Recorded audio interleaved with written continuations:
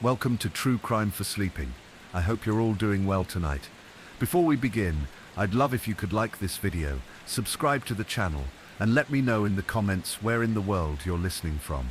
It's always fascinating to see the diversity of voices tuning in. Now let's settle in for a story that unravels slowly, one that starts with ordinary appearances but hides a shocking secret beneath the surface. This is the story of the Palmer family, a seemingly normal household from a quiet suburb of a small American town. But behind the neatly trimmed hedges and freshly painted doors lay a mystery that would shock everyone who thought they knew them. The Palmer family consisted of Helen and Richard Palmer, a couple married for nearly 20 years, and their teenage daughter, Sophie. To neighbors and friends, they were the picture of stability. Helen was a schoolteacher beloved by her students, Richard worked at the local hardware store, and Sophie was a bright, creative girl active in school plays and art clubs. Life for the Palmers seemed ordinary, even idyllic, until the evening of October 12th, when a sudden tragedy upended their world. It started with a call to the local police. Helen Palmer had reported that Richard hadn't come home after his shift. It was unlike him. He was usually punctual, always careful to keep his phone nearby. The worry that gnawed at Helen grew as the hours passed with no sign of Richard. Neighbors who saw Helen pacing the driveway or standing silently by the window noticed the unusual tension. They reassured her, suggesting maybe Richard had stayed late at work or stopped by a friend's house. But Helen's instinct told her otherwise. When the police arrived to search Richard's workplace and nearby areas, no trace of him was found. No clues, no messages, no hint of where he might have gone. The next morning, as the sun rose over the sleepy town, the Palmer household felt emptier than ever. Sophie, barely 16, struggled to grasp the sudden absence of her father. The quiet in the house was deafening. Days turned into a week with no sign of Richard. Helen and Sophie's lives slowed to a fragile rhythm of hope and fear. Friends and community members rallied around them, offering support and prayers. But then, just when the town was beginning to brace for a long and painful search, something shocking happened. A local hiker discovered a small abandoned cabin deep in the woods several miles from the town. Inside, hidden beneath a loose floorboard, was a bundle of letters addressed to Helen, written in Richard's handwriting. The letters revealed a side of Richard Palmer that no one had imagined. They spoke of a secret life, one filled with fear, confusion, and a desperate attempt to protect his family from a shadowy threat. In these pages, Richard confessed that he had been living a double life for years, caught between two worlds. He had been involved in something dangerous, something that made him a target. He wrote about coded meetings, anonymous threats, and a mysterious organization that had infiltrated their town. He explained how he had staged his disappearance to keep Helen and Sophie safe, hoping to buy time to expose those who meant to harm them. This revelation stunned everyone. The man they thought they knew, the quiet hardware store worker, the devoted husband and father, was a man running from forces beyond their understanding. Helen and Sophie found themselves thrown into a world of secrets and lies, unsure who to trust and how to navigate the darkness that now surrounded them. As the investigation reopened, questions multiplied. Who was this organization Richard feared? What had he uncovered that put him in danger? And most chilling of all, how close was the threat to the people they loved? The story of the Palmer family took on a new shape, a haunting tale of hidden identities, betrayal, and a desperate fight for survival. And just when it seemed the truth might finally come to light, the shocking twist arrived, turning the entire case upside down, and leaving the community grappling with a truth that none of them could have imagined. The discovery of Richard's letters shook the community. For days, neighbors and friends replayed what they knew, or thought they knew, about the Palmer family, piecing together fragments of a puzzle that suddenly seemed much more complicated than a simple disappearance. Helen and Sophie found themselves at the center of a storm of whispers and questions, their quiet lives now exposed to the prying eyes of reporters, law enforcement, and curious onlookers. Helen, ever the resilient woman, clung to the hope that her husband was alive somewhere, fighting to return. She kept Richard's letters close, reading them over and over, trying to understand the hidden life he had described. Each letter was a piece of a puzzle that didn't yet form a clear picture. There were mentions of strange men watching from the shadows, coded phrases about meetings at odd hours, and hints of evidence he had gathered against powerful figures in town. The police reopened their investigation with fresh urgency. Detectives pored over every detail of Richard's life, interviewing friends, co-workers, and even strangers who might have crossed paths with him. But the trail was cold. No sightings, no credible leads, no sign of the organization Richard feared. Sophie, grappling with the absence of her father and the weight of his secrets, found solace in her art. She filled sketchbooks with dark, swirling images, shadows twisting into figures, eyes watching from the dark, and places she had never seen but somehow felt she knew. Her teachers noticed a change in her work. The way her creativity seemed to bleed into something almost prophetic. As days turned into weeks, the Palmer family adjusted to a new, fragile normal. Helen returned to her teaching job, though she often found herself staring blankly at the classroom ceiling, haunted by the knowledge that her husband's disappearance was not what it seemed. Sophie attended school, her smiles more forced, her laughter quieter. Then one rainy afternoon, Helen received an anonymous envelope at her doorstep. Inside was a single photograph, a grainy image of Richard standing outside a nondescript building, looking over his shoulder as if sensing he was being watched. On the back was scrawled a message in shaky handwriting. "They know you have the letters." Helen's heart pounded. The threat was closer than she had dared to imagine. Fear gripped her, but so did determination. She contacted a private investigator, a retired detective named Marcus Hale, who had once worked on cold cases and was known for his meticulous approach. Marcus agreed to help, intrigued by the complexity of the case and the possibility of uncovering the truth buried beneath layers of deception. Together, Helen and Marcus began retracing Richard's steps, starting with the locations mentioned in the letters. Their first visit was to an old community center on the edge of town, where Richard had hinted at secret meetings. The building was now abandoned, the paint peeling from its walls, windows boarded up. Inside they found remnants of past gatherings, discarded papers, faint traces of surveillance equipment, and a map marked with cryptic symbols. The deeper they dug, the more Helen realized how little she had truly known about her husband's life outside their home. Richard had been drawn into a dangerous game, one involving corruption and betrayal at the highest levels of the town's power structure. At the same time, Sophie's art became a silent beacon, as if her subconscious mind was trying to warn them. She began drawing maps and faces she had never seen, some of which Marcus recognized as members of the town council and local law enforcement. As the investigation gained momentum, Helen received another unsettling visit. This time at school, a man introduced himself as a representative from a private security firm hired by the local government. His demeanor was calm but firm, and he warned Helen to stop digging. "There are things better left buried," he said quietly before leaving without another word. Helen's resolve only strengthened. She knew that if Richard had risked everything to disappear, it was because what he had uncovered was truly dangerous. One evening, as Helen reviewed the letters for the 100th time, a pattern emerged, dates and times hidden within the prose, clues to Richard's last known movements. Using these, Helen and Marcus pinpointed a small secluded cabin on the outskirts of town that had not been searched by police. They drove through winding dirt roads until the headlights revealed a weathered structure, surrounded by dense woods. Inside, the air was thick with dust and the faint scent of smoke.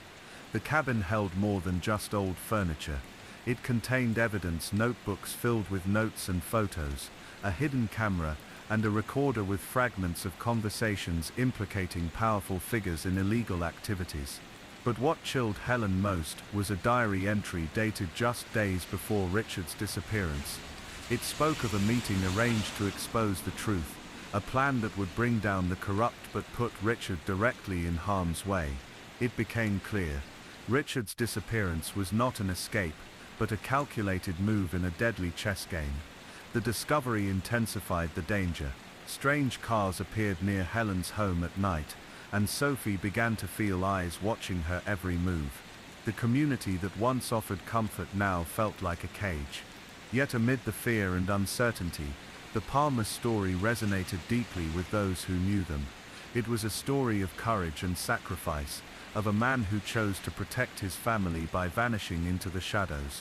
As Helen and Marcus prepared to share their findings with the authorities, the unexpected happened.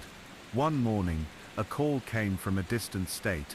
A man claiming to be Richard Palmer's brother reached out, revealing information that turned the entire case on its head. This brother, previously unknown to Helen and Sophie, alleged that Richard had a hidden past, a past that included a different identity, a history erased and rewritten. The letters, the secret meetings, the threats, they were part of a larger, more complicated story than anyone had imagined. Suddenly, everything about Richard's disappearance, about his life, was shrouded in new mystery. The revelation about Richard's unknown brother sent Helen's world into a whirlpool of confusion and disbelief. For years she had believed she knew everything about the man she had married, the loving husband, the devoted father, the man who vanished without a trace. Now new questions flooded her mind, each one more unsettling than the last. Marcus took the lead in verifying the brother's claim. The man named David Palmer provided documents, birth certificates, adoption papers, and old photographs that seemed to corroborate his story. It appeared that Richard Palmer was not his birth name.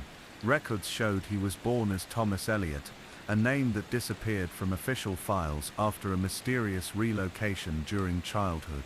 The deeper Marcus and Helen dug, the more tangled the web became. Thomas Elliot had been part of a family who lived on the other side of the country, in a small town where secrets whispered through the trees and history was buried beneath layers of silence. According to David, Thomas had been adopted after a series of tragic events that had fractured his original family.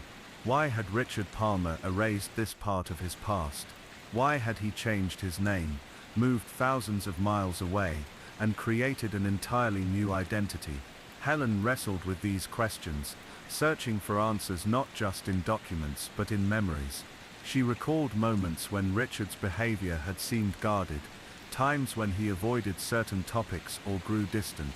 Had she been too close to see the shadows in his eyes? The investigation now stretched far beyond their small town, spanning decades and states, and revealing a hidden life that was both heartbreaking and perplexing. David told stories of a troubled childhood for Thomas, marked by loss and upheaval. His biological parents had been embroiled in a bitter legal battle over custody of the children, a dispute that culminated in a tragic accident, leaving one sibling dead, and the family broken apart. Thomas, the youngest, had been taken by a distant relative, who later placed him for adoption to protect him from the media frenzy and legal battles. But that was only the beginning. Thomas's past was tied to a larger mystery, one involving unsolved crimes, whispers of corruption in local law enforcement, and rumors of a dangerous secret society operating in the shadows of that small town. As Helen and Marcus traced Thomas's early years, they uncovered reports of disappearances and strange deaths that had been quietly dismissed or covered up. Some victims were never identified, others were written off as accidents or natural causes. The connections were subtle but disturbing, patterns that suggested Thomas's family had been caught in something far darker than anyone had suspected.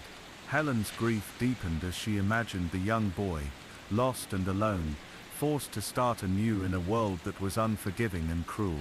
Yet there was also admiration for the man Richard had become, the husband and father who had sought to protect those he loved, even if it meant burying his own past. One night, as Helen pored over old files in the dim light of her study, her phone rang. The voice on the other end was calm but urgent. "Mrs. Palmer, we've just received some new information that might be related to your husband's case," said the voice. "We'd like to meet and discuss it as soon as possible." The caller refused to give details but hinted at evidence that could explain the true reason behind Richard's disappearance. Helen and Marcus arranged to meet at a quiet cafe outside town.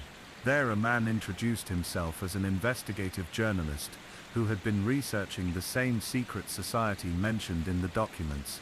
He handed Helen a folder filled with photocopied emails, coded messages, and photographs of shadowy meetings. According to the journalist, Richard Thomas had stumbled upon this group's illegal dealings and had tried to expose them. The society, he explained, was composed of influential figures, including politicians, business leaders, and law enforcement officers who operated with impunity. Their reach was far, their power hidden beneath layers of secrecy, and their methods ruthless. Helen felt a chill as she read through the evidence. It was no wonder Richard had disappeared. His life had been in grave danger. But the journalist's most startling claim was that Richard might still be alive, hiding somewhere, watching over his family from a distance. This possibility reignited hope and fear in equal measure. Helen's life was no longer just about survival. It was about uncovering a truth that many wanted buried. With Marcus's help, she began connecting dots, following leads that took her deeper into a world of conspiracy and betrayal. Meanwhile, Sophie's art took on a new significance. Her drawings, once seen as eerie but abstract, now appeared to depict scenes and faces connected to the society. It was as if her subconscious mind was piecing together what Helen and Marcus were discovering. The family was no longer alone in their search. A small group of allies, journalists, former law enforcement, and concerned citizens, banded together, determined to shine a light on the darkness that had swallowed Richard. Yet with every step forward, the danger grew. Threats arrived in the form of anonymous messages and subtle warnings. Helen realized that those in power would stop at nothing to keep their secrets safe. One evening, Helen received a message that froze her blood, a photo of Sophie taken from a distance as she walked home from school. The sender's note was clear: "Leave this alone, or she'll be next." The stakes were higher than ever. Helen's fierce determination to find Richard now extended to protecting her daughter, shielding her from the shadows that lurked just beyond their doorstep. In the quiet moments, Helen would sit by the window clutching Richard's letters, wondering where he was and if he was watching, waiting for the day they could be reunited. Her story was no longer just about loss. It was about resilience, courage, and the unbreakable bonds of family caught in a web of secrets. Helen's world had changed forever. The once peaceful life she had known shattered under the weight of secrets and dangers she could never have imagined. Now every moment was laced with fear, hope, and a relentless quest for truth. The message threatening Sophie ignited a fierce protectiveness in Helen. She refused to be intimidated, but she knew she had to be careful. The shadows that haunted Richard's past were now closing in on her family, and the stakes had never been higher. With Marcus by her side, Helen increased security measures at home. Cameras were installed, neighbors alerted, and Sophie's daily routine adjusted. The little girl, despite her tender age, sensed the tension and clung to her mother with a quiet strength. Helen found herself in a strange new role, a mother guarding not only her child but also a secret that could unravel powerful people. She wrestled with sleepless nights, her mind cycling through memories and theories, wondering how her husband had become entangled in such a dangerous world. The journalist who had brought the information became a regular contact. He shared updates from his investigations, offering new clues that connected Richard's disappearance to a wider network of corruption. One evening, he brought a recording, an intercepted conversation between two members of the secret society, discussing a man named Thomas Elliot. The voices were distorted, but the words were clear enough. Thomas had discovered sensitive information that threatened the society's operations, and they feared he would go public. There was mention of a cleanup operation, a phrase that sent a chill down Helen's spine. Despite the risk, Helen was determined to push forward. She reached out to a retired detective, someone she had met through Marcus, who had experience in cold cases and was willing to help unravel the mystery. Together they began reconstructing Richard's life before the name change, following leads from old addresses, acquaintances, and places Thomas Elliot had once lived. They uncovered stories from neighbors who recalled a quiet boy with a troubled home life, a child who seemed to disappear from their view as suddenly as he had appeared. Helen learned that Thomas's adoptive family had been unusually secretive, guarding his whereabouts carefully. It was as if they were protecting him from something, or someone. Meanwhile, Helen reflected on her own memories with Richard. She recalled subtle changes in his behavior before he vanished, late-night phone calls, sudden trips with vague explanations, and an increasing wariness. She remembered the look in his eyes one evening as he returned home, haunted, distant, as if he carried a heavy burden he could not share. Could that have been the moment when he realized his life was at risk? The thought unsettled her deeply. As Helen and the detective delved deeper, they uncovered discrepancies in Richard's official records. His employment history was patchy. Some employers had no recollection of him, and others were hesitant to speak. It appeared that Richard had been living with a fragmented identity, carefully constructed to hide the truth from the world. The pieces were beginning to fit into a chilling picture, a man forced to shed his past to protect himself and those he loved. But the question remained, what had he discovered that was so dangerous? Helen's resolve strengthened.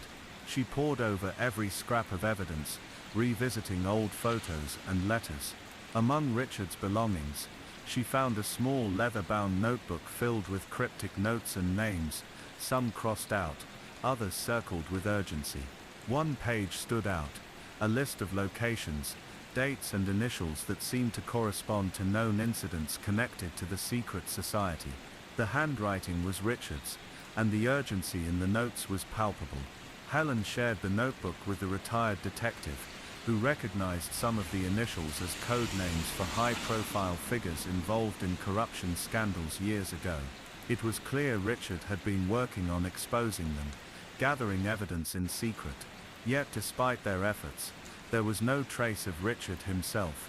No sightings, no messages, no clues to where he had gone. Helen was haunted by the thought that Richard might be watching from afar, unable to reach out, trapped by the forces that had silenced him. In the midst of the investigation, Helen noticed a shift in Sophie. The child, once withdrawn and fearful, began to express herself through her art again. Her drawings were filled with strange symbols and faces, some joyful, others distorted by fear. Helen wondered if Sophie was sensing more than she could express. It was as if the child's subconscious was trying to communicate what words could not. Determined to protect Sophie's innocence, Helen arranged for therapy, hoping to help her navigate the emotional maze. At the same time, Helen started receiving strange packages, anonymous letters with cryptic messages, old newspaper clippings, and even photos that hinted at surveillance. One night, she found a note slipped under her door. The truth is closer than you think. Be careful whom you trust. The warning only strengthened her determination. With Marcus's support, Helen coordinated with the journalist and detective, forming a small circle of allies committed to uncovering the truth. Together they followed leads that took them to forgotten archives, abandoned buildings, and secret meetings. Each step revealed more about the secret society's reach, and the lengths it would go to protect its secrets. As Helen's investigation deepened, so did the danger. A car was found abandoned near her home, its interior wiped clean but for a single playing card, the ace of spades. The symbolism was unmistakable, a warning. Despite the threats, Helen refused to retreat. She knew that finding Richard and exposing the truth was the only way to reclaim her life. The community around her began to notice the unusual events. Some offered support quietly, while others kept their distance, fearful of the consequences.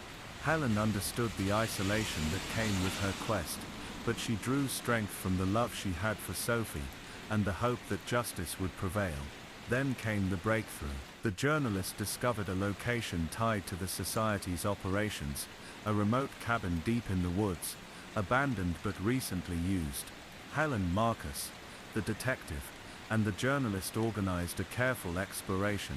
Inside they found evidence of meetings, surveillance equipment, and files that seemed to document their illicit activities. Among the papers was a photograph of Richard, taken recently. The image was grainy, but unmistakable. Richard was alive. Helen's heart raced with a mixture of hope and fear. If Richard was alive, why was he hiding? What price had he paid for his silence? The discovery reignited Helen's resolve to find him, to bring him home, and to finally uncover the full truth behind his disappearance. But the road ahead was uncertain, fraught with danger and unanswered questions. Helen knew the journey was far from over, but she was no longer alone in her fight. The mystery of Richard Palmer, once Thomas Elliot, was still unfolding, a haunting story of love, loss, and the courage to face the darkest shadows. The photograph of Richard, alive and recently taken, felt like a beacon in the fog of Helen's uncertainty. For years she had lived with the unbearable weight of not knowing, wondering if he was gone forever or trapped somewhere beyond her reach. Now that fragile hope rekindled, mixed with a heavy dose of fear and urgency. They had found the cabin deep in the woods, evidence that it had been used as a meeting place by the secret society, complete with surveillance gear and piles of documents. But Richard was nowhere to be found. The team's cautious optimism gave way to a renewed search, this time focused on finding where Richard had been hiding, and crucially, Helen spent restless nights piecing together every clue, rereading the notes and the photographs. The last pages of Richard's leather-bound notebook held a chilling final entry, a coded message, one that suggested a location tied to the society's core operations. The coordinates pointed to a remote facility miles away, nestled in the mountains. The team debated whether to involve law enforcement, but trust was scarce. The secret society's influence had seeped deep into local authorities and politicians. Their fear was that any official inquiry would be compromised, allowing the perpetrators to cover their tracks and endanger Richard further. Helen resolved to take matters into her own hands, navigating a treacherous path between caution and courage. She arranged for discreet surveillance around the facility. Days turned into weeks as they watched, documenting visitors and noting any unusual activity. On a quiet evening, Helen received an anonymous message with a single line, "Look beneath the surface." That night, driven by a mix of fear and determination, Helen and the detective returned to the remote facility, this time with flashlights and cameras, ready to investigate more thoroughly. The facility was imposing, an old mining compound repurposed, its entrances heavily secured and windows boarded. But something beneath the surface called to Helen's intuition. After hours of searching, they discovered a concealed hatch, partially obscured by overgrowth and debris. Carefully, they pried it open, revealing a dark staircase descending into the cold earth. Helen's breath caught in her throat. It was a secret basement, or bunker. They descended, the air thick with dampness and silence, their footsteps echoing. Inside they found a small, sparsely furnished room, one that had been recently inhabited. There was a cot, blankets folded neatly, and a collection of personal belongings, a pair of worn boots, a leather wallet, and most poignantly, a photograph of Sophie. Helen's hands trembled as she realized Richard had been there, watching over his family from afar, unable to reveal himself. Among the scattered papers was a letter, addressed to Helen in Richard's handwriting. His words were filled with sorrow and love. He explained that uncovering the society's crimes had forced him into hiding, but he never stopped searching for a way to protect his family and bring the truth to light. He begged Helen to be careful, warning that those who sought to silence him were ruthless and relentless. The letter ended with a plea for forgiveness, for the pain his absence had caused, and a hope that someday they would be reunited. Helen's emotions swirled, relief, sadness, hope and fear. She knew the road ahead would be dangerous, but Richard's letter gave her the strength to keep moving forward. She shared the discovery with Marcus and the journalist, who rallied support from trusted allies. determined to expose the society's corruption and bring justice. Together they compiled the evidence gathered, the photographs, documents, recordings, and Richard's notes, building a case that could not be ignored. Slowly the secret society's grip began to loosen.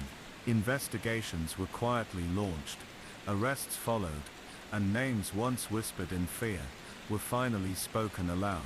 The impact rippled through the community, unearthing decades of lies and cover-ups. Meanwhile, Helen worked tirelessly to secure her and Sophie's safety, navigating threats and paranoia. Though Richard remained in hiding, their connection endured. Through the letter, the small signs he left behind, and the unwavering love that bound them, the mystery of his disappearance transformed into a story of resilience and hope.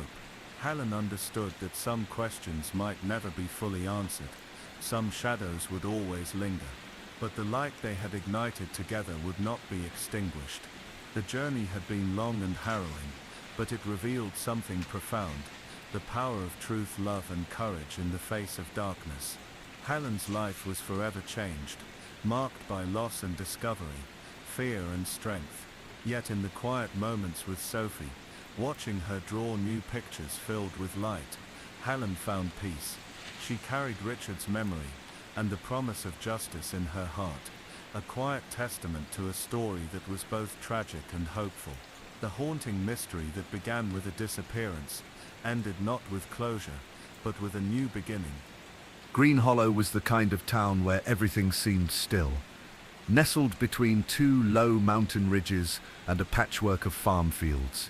It was the sort of place where neighbors left their doors unlocked, and everyone knew the names of the high school teachers, even if they graduated 30 years ago. Life here didn't change much. People liked it that way. So when 18-year-old Marissa Keene vanished just 2 weeks after her high school graduation, it didn't just ripple through the community, it tore straight through it like lightning across a dry field. Marissa had never been the kind of girl anyone worried about. She was quiet but not shy, polite but not timid, and dependable to a fault. She worked part-time at the local library, volunteered at her church's summer programs, and helped her mother care for her younger brother Daniel, who had cerebral palsy. She was the kind of girl who didn't miss curfew, didn't skip school, and didn't get into trouble. When she didn't come home on the night of June 16th, her mother, Elizabeth, knew something was wrong. She called Marissa's cell phone repeatedly. No answer. By midnight, she was dialing the Green Hollow Police Department. They told her to wait a few more hours. Maybe she stayed out late with friends, they said. Maybe her phone died. But Elizabeth knew her daughter better than they did. By 6 a.m. the next morning, a missing persons bulletin was filed. By 9 a.m., volunteers had gathered outside the Keene residence, ready to search the surrounding woods. The town came together quickly, boots crunching through brush, voices calling her name into the foggy morning air, while flyers with her photo fluttered in shop windows. 3 days passed. Then came the first break. A hiker reported seeing something unusual near the North Quarry, an area that had been off-limits for years after a landslide made it dangerous to access. Officers arrived to find Marissa's purse buried in a shallow patch of earth near the edge of the woods, her phone still inside, its battery long dead. No signs of a struggle, no blood, no footprints, no Marissa. The discovery of the purse changed everything. Now the case wasn't just a missing person. Something more sinister was in play. Investigators questioned everyone. Marissa's family, her friends, former classmates, teachers. They looked at the library's security cameras, but they had gone dark 2 days before her disappearance due to a thunderstorm that knocked out the power. Her last known location, according to cell tower pings, was somewhere near the old railroad tracks east of town, a place mostly frequented by teenagers looking for privacy. Still, no body, no real evidence, just a growing fear that something terrible had happened. Then in a town of secrets and silence, people started to talk. There was the rumor that she'd been seeing someone older, someone not from Green Hollow, a man she met online. A few of Marissa's classmates mentioned seeing her in a car they didn't recognize a few times near the end of the school year. The vehicle was described as a dark-colored SUV with tinted windows and out-of-state plates. No one thought much of it at the time. The police followed up on every lead, every rumor. They checked phone records, social media, even combed through her library internet search history. But it was clean. Too clean, almost. There were no signs of dating apps, chat logs, or secret email accounts. But then something even more unsettling came to light. Her mother found an old journal beneath Marissa's mattress while cleaning her room, a thin notebook with frayed edges and pages worn soft from use. The entries weren't dated, but they were intimate, scattered, and increasingly dark. At first they spoke of mundane worries, school stress, college applications, feeling overlooked by friends, but later they shifted. "I feel like someone's watching me again," one entry read. "Sometimes I think I see a shadow outside the library windows, even when I know no one's there." Another page, "I told him I didn't want to meet anymore. He said I'd regret it, but I don't care. I just want it to stop." The handwriting trembled near the end, the letters looping tighter, more desperate. "I think he knows where I live." It was the first real evidence suggesting Marissa might have been in danger long before she disappeared. Investigators intensified their efforts, tracing every digital footprint she might have left behind. But still, no sign of this mysterious man. No username, no alias, no suspicious messages. The case, despite the early firestorm of activity, began to cool. Days turned to weeks, then to months, and then, a year after her disappearance, Marissa Keene came back. She walked into the Green Hollow Sheriff's Station on the evening of July 3rd, barefoot, dirty, her clothes torn and sun-bleached, looking as though she'd wandered out of the wilderness. She was thin but not starved, shaken but not incoherent. Her hair, once shoulder-length and neatly styled, had grown down to her back in wild tangles. The deputy at the front desk thought it was a prank. Then she said her name. Medical staff rushed her to the hospital, and her family was called. Elizabeth wept uncontrollably when she saw her daughter. Her brother clung to her, not letting go. The town that had mourned her disappearance erupted in cautious joy. But as the shock wore off, new questions flooded in. Where had she been? Who had taken her? Why didn't she try to escape? Marissa didn't speak for 2 days. When she finally began to talk, what she said made little sense to the investigators. She claimed she had been kept in a cabin in the woods by a man who wore a mask and never spoke. She never saw his face. She never heard his name. She described the place as windowless, with a dirt floor and a single cot. He only brought food once a day. Sometimes he would leave for long stretches. She said she had no idea where she was, until one day the door was left unlocked. She waited until dark and ran until she saw the lights of a nearby town, 1 county over. The story didn't hold.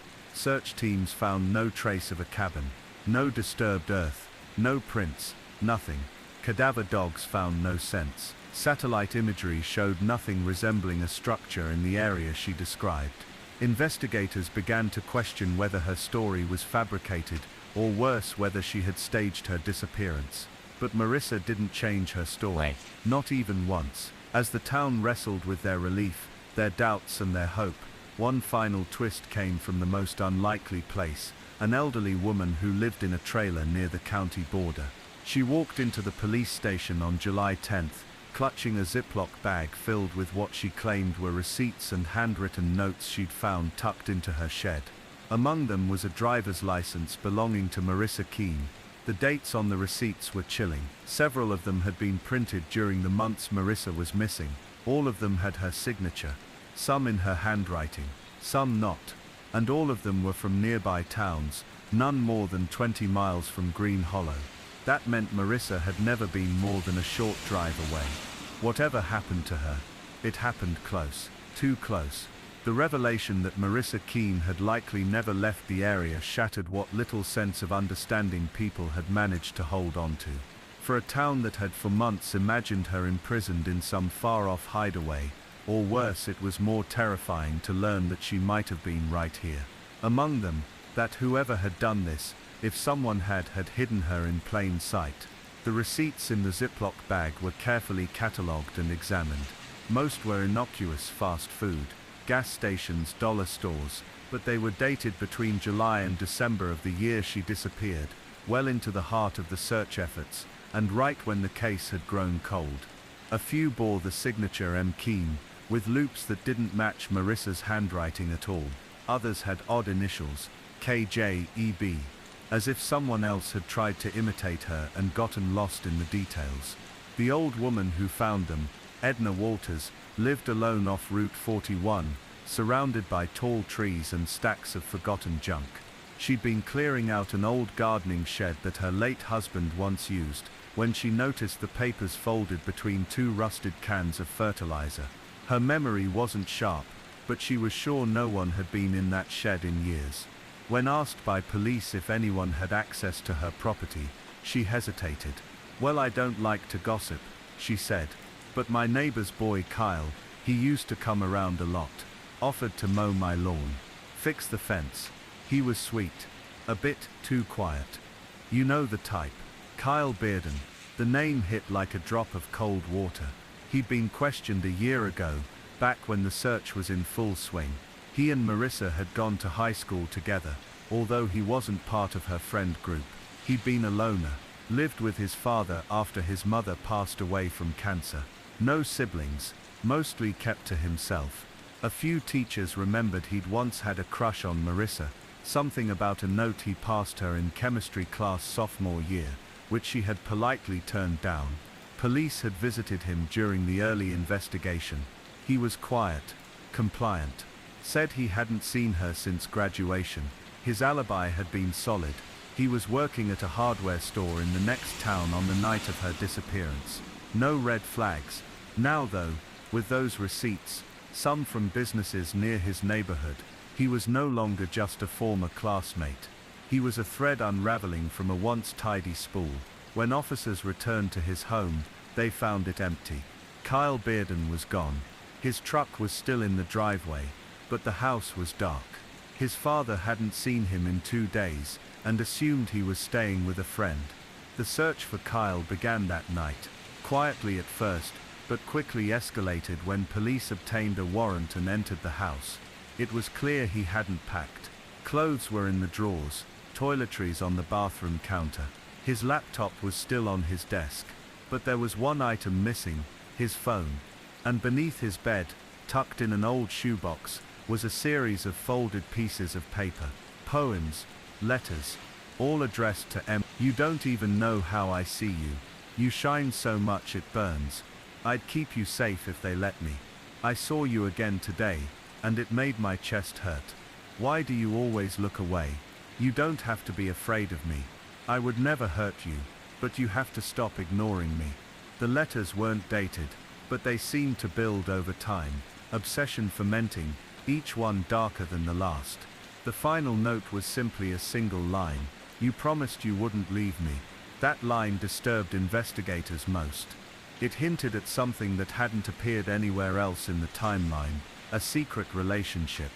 But Marissa denied it. Over and over, she remembered Kyle vaguely, said they'd only ever spoken once or twice. She had no idea why he would write such things. She certainly never promised him anything. Still, the language of the notes suggested a bond that had at the very least existed in Kyle's mind. A delusion, or perhaps worse, a reality Marissa had buried. Forensic analysis of the receipts found fingerprints that matched both Marissa and Kyle. The ones with her signature, those were hers. There was no denying it. She had been in those places. She had made those purchases, but she couldn't explain why. She insisted she didn't remember going anywhere. She couldn't recall using a credit card, couldn't recall the gas station, the diners, or the town they were located in. When presented with photos of the receipts, she stared blankly at them. "It's like a dream I can't reach," she whispered. Some began to question her mental state. Psychological evaluations revealed signs of trauma, disassociation, fragmented memory, possibly linked to prolonged stress or confinement. One doctor posited that if Marissa had been manipulated or drugged, it could explain the blackout periods. But another theory began to surface. whispered behind closed doors by a few detectives who'd been on the case from day one. What if Marissa hadn't been abducted at all? What if she had run away with Kyle, or to escape something else entirely? What if the cabin, the masked man, the silence, was a constructed memory, protecting her from something she couldn't bear to face? It wasn't the kind of theory anyone wanted to believe. It was easier to think of her as a victim of a kidnapping than as someone who might have been complicit, or who might have chosen, even under duress, to disappear. But more evidence came in to challenge that narrative. A gas station attendant, upon seeing Marissa's face on the news, called in a tip. He remembered her, said she used to come in late at night, always with the same young man, tall, thin, hood up, eyes averted. They never spoke much. She looked tired. He looked tense. The man, Kyle Bearden. And the gas station, less than 5 miles from where she was found a year later. Surveillance footage confirmed it. Grainy, but unmistakable. Marissa, Kyle, together. Over the course of 3 months, they appeared in that footage 9 times. Each time she wasn't restrained. She wasn't crying. She didn't look frightened. But she didn't look happy either. There was something hollow about her posture, like a shell of herself. Something that made people watching the footage feel uneasy. Not because of what was happening, but because of what wasn't. No words. No emotion, just motion. Routine. Compliance. Investigators theorized she might have been suffering from Stockholm Syndrome, psychological bonding with a captor that creates confusion, loyalty, even affection. But even that didn't fully explain the receipts with her own handwriting, the purchases made when Kyle was provably elsewhere. Was there a third party? Or was Marissa's mind hiding more than anyone realized? In a private therapy session weeks later, Marissa said something that chilled the psychiatrist taking notes. I remember hearing my own voice say, "Don't go," she said. But I don't remember who I was talking to. The case had taken a new shape. No longer just about a missing girl, or a potential captor, or a town clinging to its peace. Now it was about memory, manipulation, maybe even madness. Kyle Bearden remained missing, but in the woods not far from Green Hollow, tucked behind a fallen pine, a local dog walker stumbled across a duffel bag. Inside was a disposable phone, a burner, wrapped in a towel, as if to muffle its vibrations. There were messages on it, none from Kyle, but all sent to the same number, and one dated the day before Marissa returned. Read, she remembers. I'm sorry. The burner phone became the most important piece of evidence in the entire investigation, because for the first time, it suggested that Kyle Bearden might not have been acting alone. The messages were all one way, sent to an unknown number that had been deactivated just hours after Marissa reappeared. They were short, ambiguous, sent over weeks and months. Each one carried a tone of unease, as if the sender had been growing more nervous as time passed.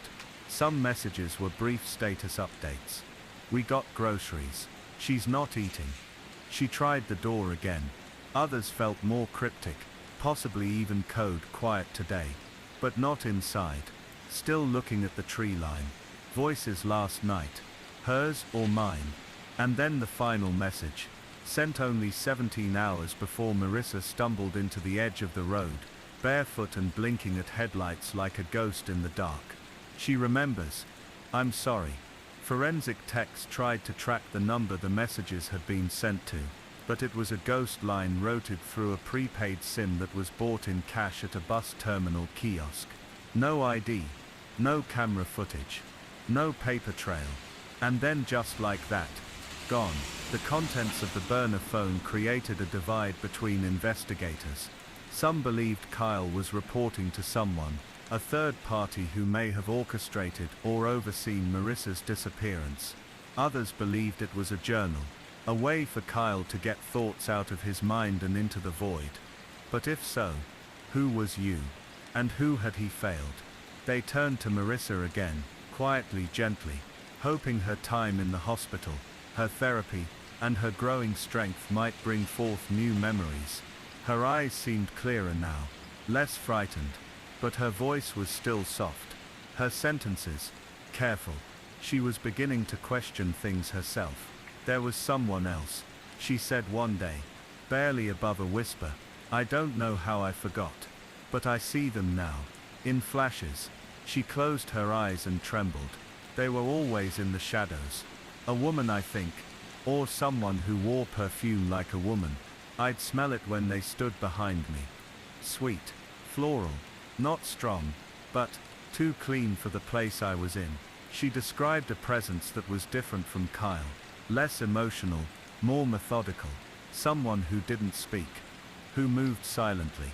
Who watched from corners and never intervened. She was the one I feared. Marissa said. Not Kyle. I don't know why. The psychological implications were vast. Either Marissa had repressed memories of a second captor, or her mind was using symbolism to process trauma, giving form to dread, guilt, or confusion. But then came the photo. A man named Joseph Langston came forward, after seeing news coverage of the reopened investigation. He had recently purchased an old camper trailer from a private seller in a nearby town, and had started renovations. Tucked behind a cabinet wall, he found a Polaroid photo, worn with age and curled at the corners. He didn't recognize the woman in the photo, but something about her haunted him. She looked lost. Or maybe drugged. Her eyes were open but unfocused. Her arms hung limp by her sides. When he saw Marissa's picture on TV, he recognized her immediately. The photo was handed to police and authenticated. It was real. And it had been taken roughly 10 months after Marissa went missing. Her hair was longer, her skin paler, her expression void. But it was her. What shook detectives most was not just her condition, but the presence of a hand on her shoulder. Just one hand, slender, feminine, light blue nail polish on the fingers. Whoever took the photo was close enough to control. Police returned to Kyle Bearden's father's home and researched the property. This time they focused on sheds, crawl spaces, and nearby woods.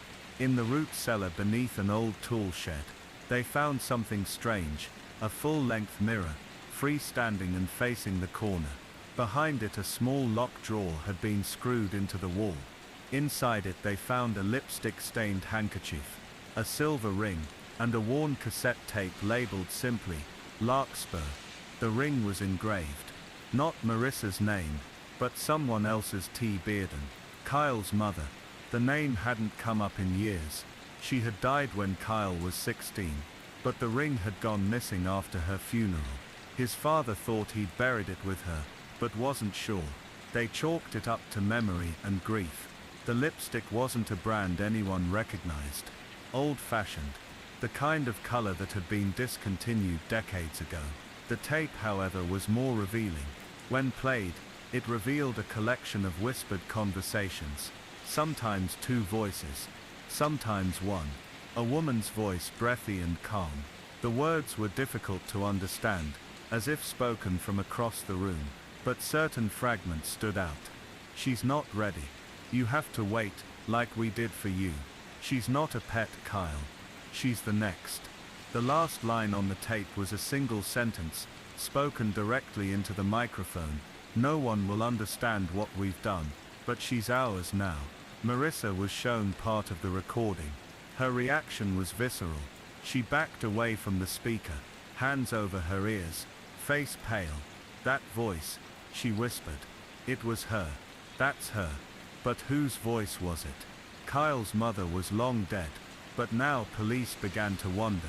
Had Kyle preserved parts of her, imitated her, projected her, or far more chilling, had someone else, someone still alive, taken on her role?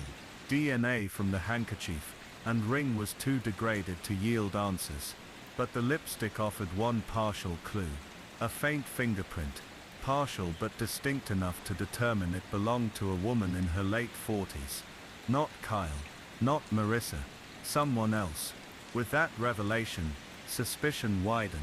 They reopened case files from neighboring counties, looking for other missing persons or unsolved disappearances with similar patterns. A disturbing connection emerged. 3 years earlier, another young woman had gone missing in a town 40 miles north. Her name was Abigail Trent, 24, brunette, slight build. The circumstances were eerily similar. Abigail had vanished after work one night. No signs of struggle. Her car left in the lot. Her phone turned off. Her last text had been sent at 8:41 p.m. to her sister. "I think someone is following me." When police contacted Abigail's sister, they showed her a digital recreation of the hand in Marissa's photo. She went pale. "That's her nail polish," she said. "Abby always wore that color. Larkspur blue. We joked about it. Said it made her look like a 1950s movie star. Larkspur.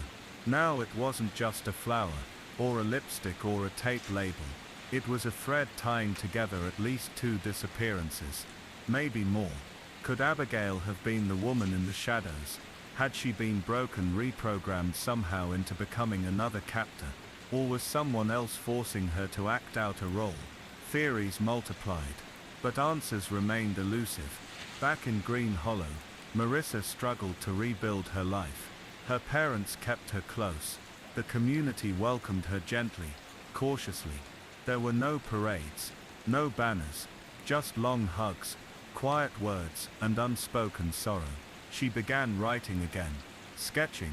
In her drawings were glimpses of a place she couldn't name. A cabin, always at the edge of dusk. A single window with a curtain that never moved. And 2 shadows, one seated, one standing. "I think I was the seated one," she told her therapist. "And she was the one who stood behind me." But who was she? And where had Kyle gone?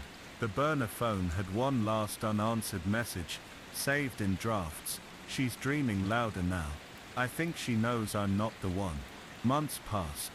The leaves changed in Green Hollow, turning from green to red to brittle brown. The frost returned. And yet the sense of resolution never came.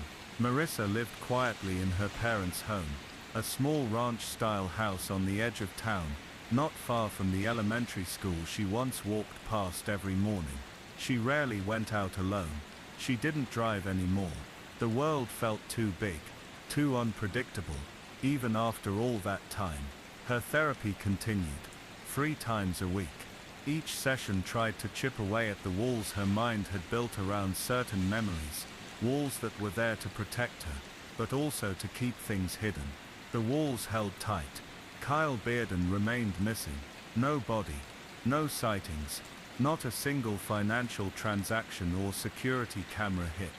Police scoured the state, searched rivers, motels, truck stops, hospitals, abandoned houses. Still nothing. And the strange figure in the shadows, the feminine presence that Marissa recalled but never clearly saw, had no name, no face, and no criminal record.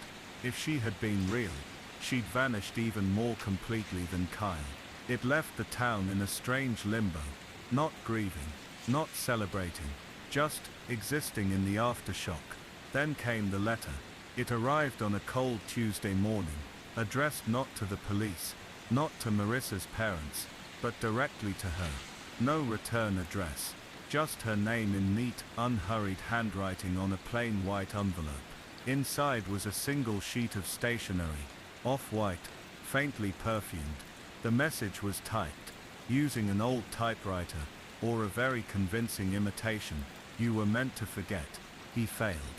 Now you remember. And that is dangerous. Please stop. For all our sakes." There were no fingerprints, no DNA, but the paper. It was sold at only one store in the region, a small vintage shop 2 counties over. The owner remembered selling a pack to a woman in her late 30s or early 40s, wearing sunglasses and gloves. She'd paid in cash, said she was writing wedding invitations. The police kept the letter, but let Marissa read a scanned copy. When she finished, she quietly set it aside and said nothing for the rest of the day. That night, she dreamed of the room again. This time the door opened. She began drawing it, obsessively. Not in charcoal or pencil like before, but paint. Thick, layered brush strokes. Black on gray, white on black. Over and over again the same scene. A narrow hallway, wooden walls, a red carpet runner stained darker at one end, and always, at the far side of the canvas, a single door.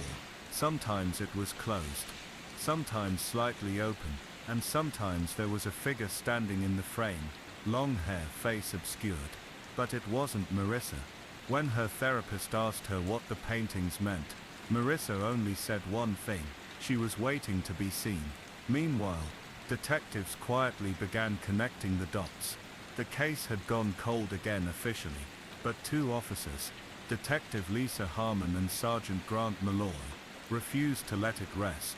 They'd started combing through older missing persons reports, focusing on any involving women of similar appearance to Marissa or Abigail Trent, the woman who had vanished years earlier, with the same blue nail polish. They found 4. Each case had gone largely unnoticed outside their local jurisdictions. Young women, alone, no signs of forced entry, no suspects. Each had simply vanished. But more chilling was a secondary pattern. Each woman had, in the months prior to their disappearance, reported being followed. Not overtly, just a lingering presence. A figure in the background. A car that showed up too often. A perfume smell in places where no one had recently been. The scent, floral, sweet, faint, larkspur. It couldn't be coincidence. They pulled public records, traced real estate purchases, checked rental applications. One name, Lenora Bearden, showed up on an old deed in a neighboring state, tied to a cabin in the woods just past the border. Lenora Bearden was Kyle's mother, but she had died over 20 years ago. Or had she? Detective Harmon and Sergeant Malloy took a trip out there, expecting an empty lot or an abandoned building. What they found was a weathered 2-story cabin, set deep in the forest, barely visible from the dirt road. A mailbox stood at the front, rusted and leaning. No address numbers, just a sticker, L. The air smelled faintly of mildew and pine needles, and underneath it that floral note, larkspur. They announced themselves and knocked. No response. The door was unlocked. Inside, the house was meticulously clean, but outdated. Knitted blankets, porcelain dolls arranged in perfect circles on wooden chairs. The kitchen was stocked. The lights worked. The refrigerator hummed quietly. Someone had been living there recently. Upstairs they found a locked door. They forced it open. The room was small, windowless. A single chair faced a mirror. On the floor, an old tape recorder, long out of batteries. Taped to the wall were dozens of photographs. Women's faces, clipped from newspapers, printed from online missing persons reports. Some were circled in red, others crossed out. And in the center, larger than the rest, a photograph of Marissa. Her eyes were circled. Beside it in neat script, she sees. No one ever returned to that house. When the detectives staked it out over the following weeks, no one arrived. No cars approached. The trail ended there. But the implications rippled out. Could Lenora Bearden still be alive? Could someone have taken on her name, adopted her identity? Or was this part of something older, deeper? A pattern, perhaps. A ritual. A family. Maybe not just by blood, but by choice, by belief. Marissa, when told about the cabin, did not react with fear. She asked one question. Was there a hallway? With wood walls? Yes. And a red carpet? Yes. She nodded, closed her eyes. She lived there. Not Kyle. Not me. Her. The story slowly faded from national headlines. As weeks turned into months, and months into years, people moved on. Marissa changed her name, moved far away. She never gave another interview, but she kept painting. One final canvas stood in her room, covered by a cloth. It had never been displayed, never sold. Her parents found it only after she'd left. On it was the hallway again, but this time the door was wide open, and inside the room, a mirror, facing a chair, and in the reflection, a woman smiling, blue polish on her nails, eyes empty of everything but calm. practiced control. They say trauma repeats in echoes, in symbols, in the lives of those who survive it. And some say Marissa was lucky. Others aren't so sure, because every now and then, in towns not far from Green Hollow, another girl goes missing. No struggle, no noise, no sign, just the faint smell of perfume, and a door left slightly ajar. She was found sprawled on the floor of her living room in her downtown loft, just before dawn. The lights were still on, the coffee table overturned. A single Red Wing boot lay abandoned beside her body. There was no blood, no sign of forced entry, but she was dead, recently dead, and the windows were locked. The door had been bolted from the inside. Someone called her by name. She answered. Then, in the silence of her own home, she died. This was the case of Evelyn Clark, age 35, a successful forensic accountant who lived alone above her studio office in a converted brick warehouse in Cedar Falls. Neighbors heard nothing. She didn't keep a TV or radio. Her sanctum was quiet. When her assistant came by early, Evelyn answered by intercom around 7:15 am. She said she'd be there at 9 o'clock, but at 9:02 the intercom clicked again. No answer. Her assistant drove over and found her. Police found a notebook beside Evelyn's body, open to the phrase, "A good death is one they never suspect." It wasn't signed, but the handwriting matched every other page in the book. Its pages were filled with meticulous notes, dates, names, financial entries, security camera timestamps, meeting confirmations. It looked like an audit, but an audit of lives, not money. Scattered around the room were scraps of paper with a single letter, H. Some pages had a small circle drawn in red, sometimes empty, sometimes filled. Nearly every entry ended with H circled. The meaning was unclear, but deliberate. Evelyn had been working for a private fraud investigation firm, auditing cases of corporate embezzlement and organized white-collar crime. The firm, called Stratagem and Company, had recently taken on a client, a small charitable foundation supposedly funding education in undocumented refugee communities. Evelyn's role was to follow money flows from shell accounts to offshore trusts. What she'd discovered over months was alarming: a covert network of shell foundations funneling millions via Cyprus and Liechtenstein to politicians and lobbyists. And the money trail led to people in Cedar Falls, people Evelyn had dinner with. Among her listed entries, Harrison Company, Hammond Foodworks, Harbor Investments LLC, all businesses tied to the town's most respected families. Each entry connected to a name: Charles Harrison, Darius Hammond, Celeste Harbor. Each name was accompanied by a blank circle marked with H. Stratagem's lead investigator, Marcus Hayes, had been briefed on Evelyn's findings.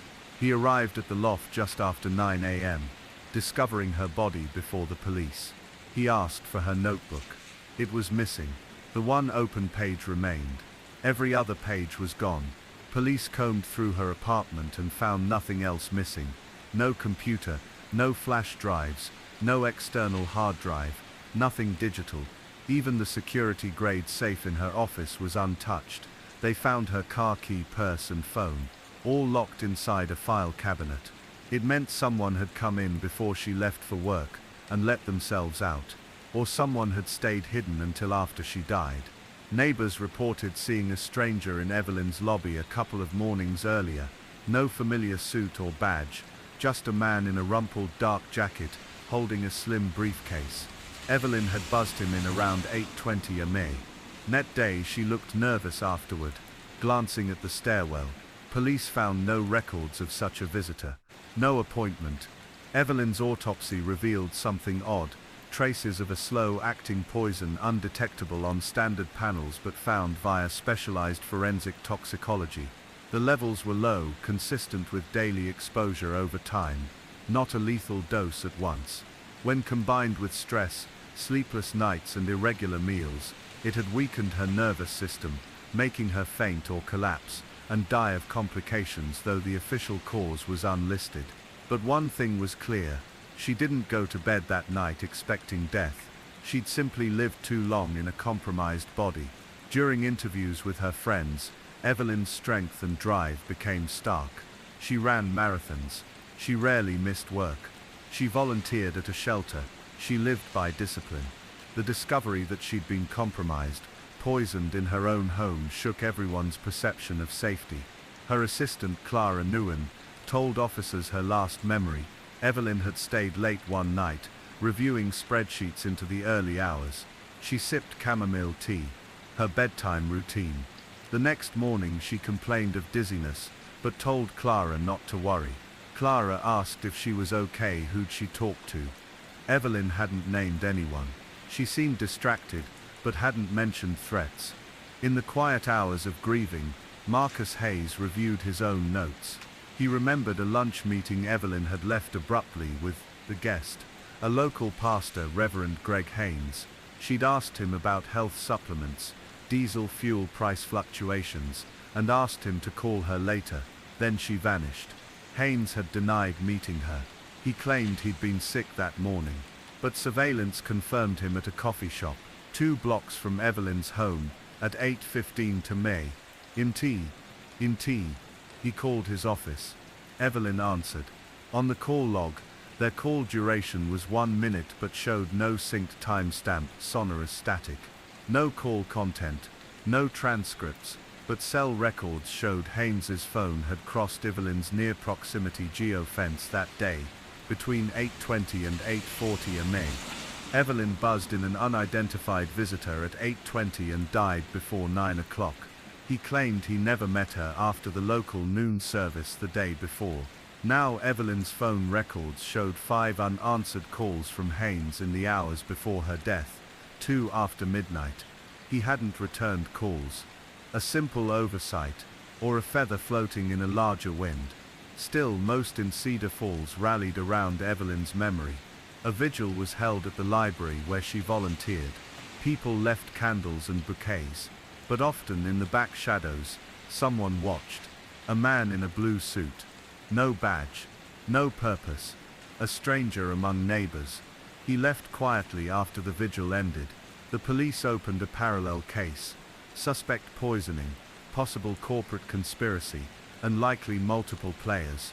Rumors circulated about Evelyn's findings, about names she'd been warning people about.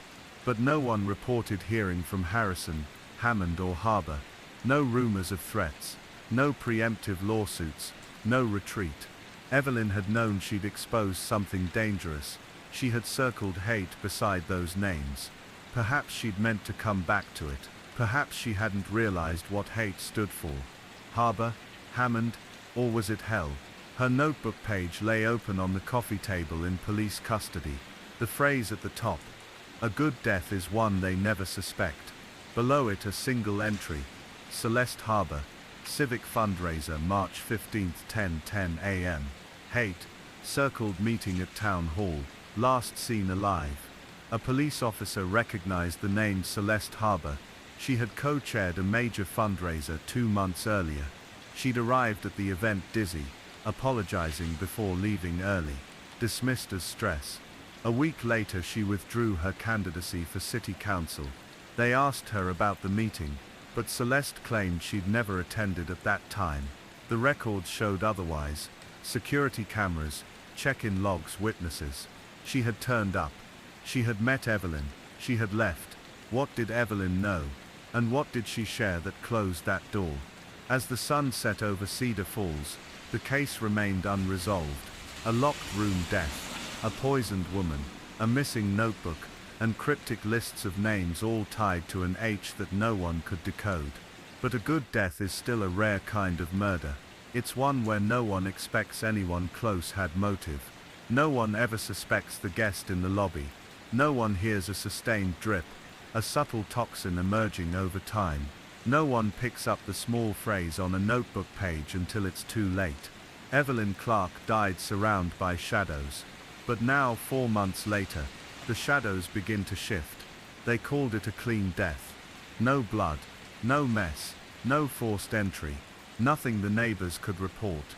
No screams, no footsteps, no slamming doors.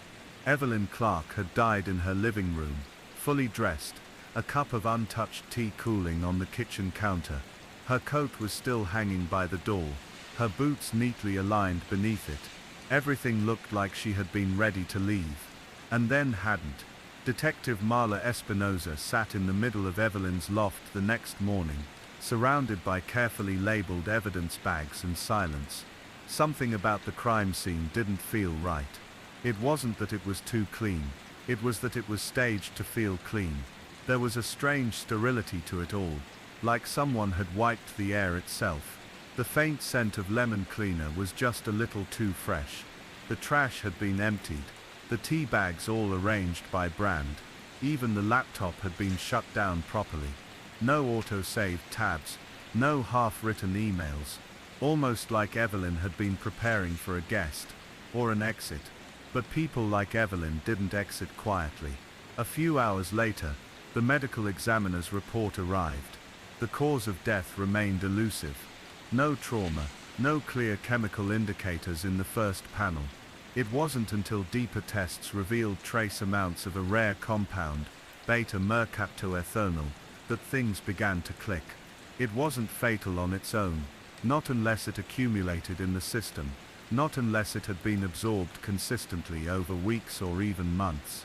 When combined with certain other agents, especially some used in industrial solvents or synthetic perfumes, the compound could cause fatal disruptions in neurological function, shutting down the parasympathetic nervous system entirely.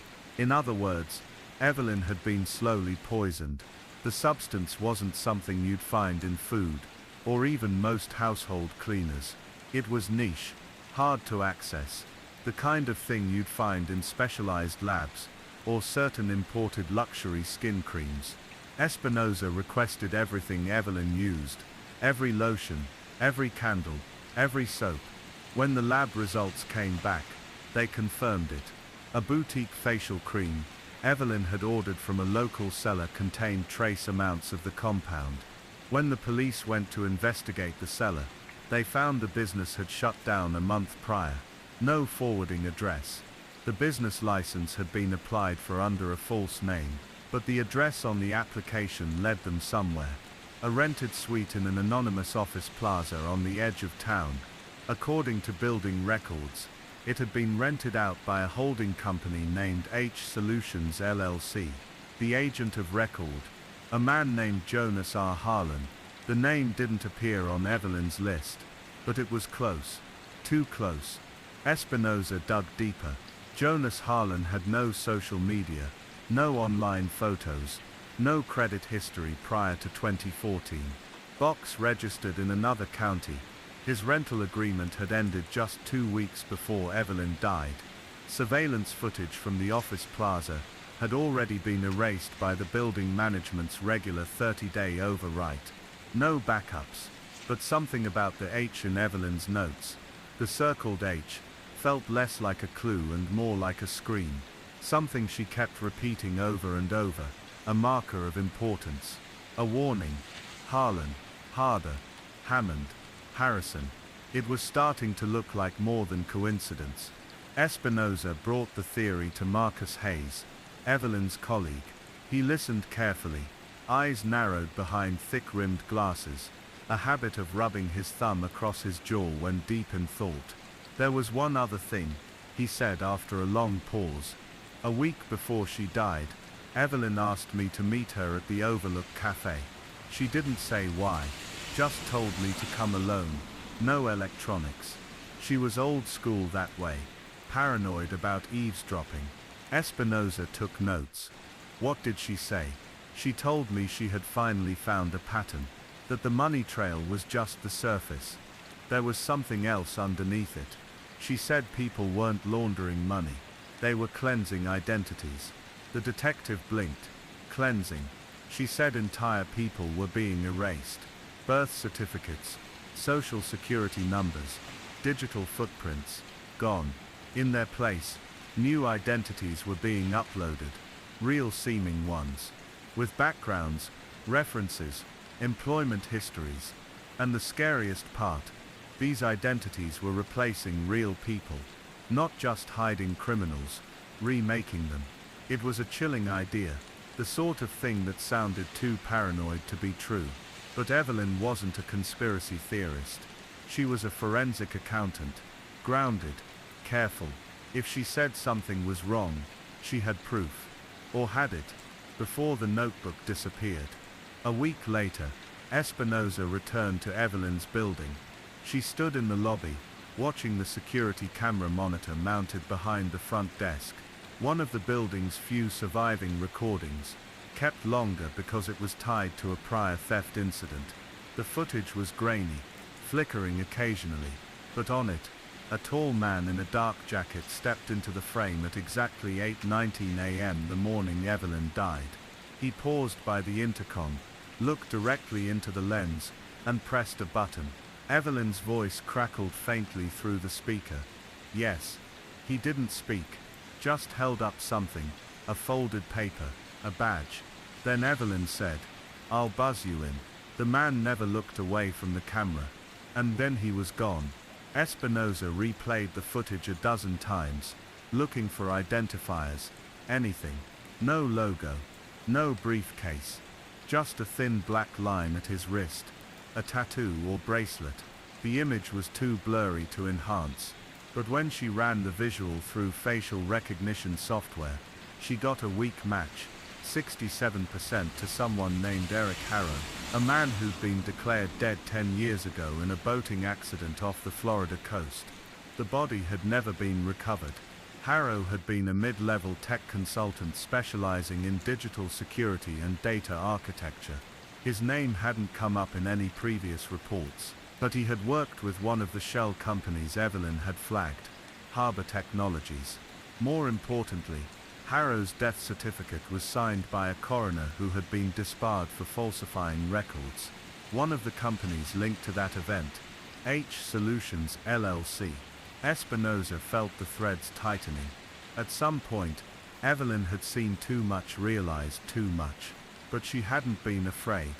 She'd kept going, and someone had made sure she stopped. She returned to Evelyn's loft once more. The air felt colder now, more hollow, like the space had finally given up trying to hide its secrets.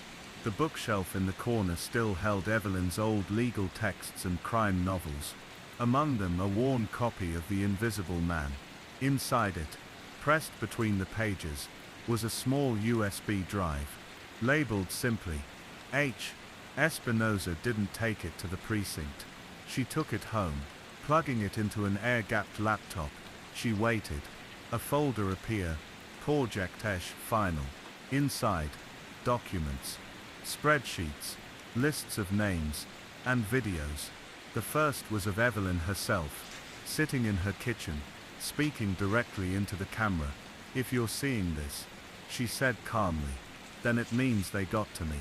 Her voice didn't waver, but there was something in her eyes, something hollowed out and quiet. She looked tired, worn, but still fighting.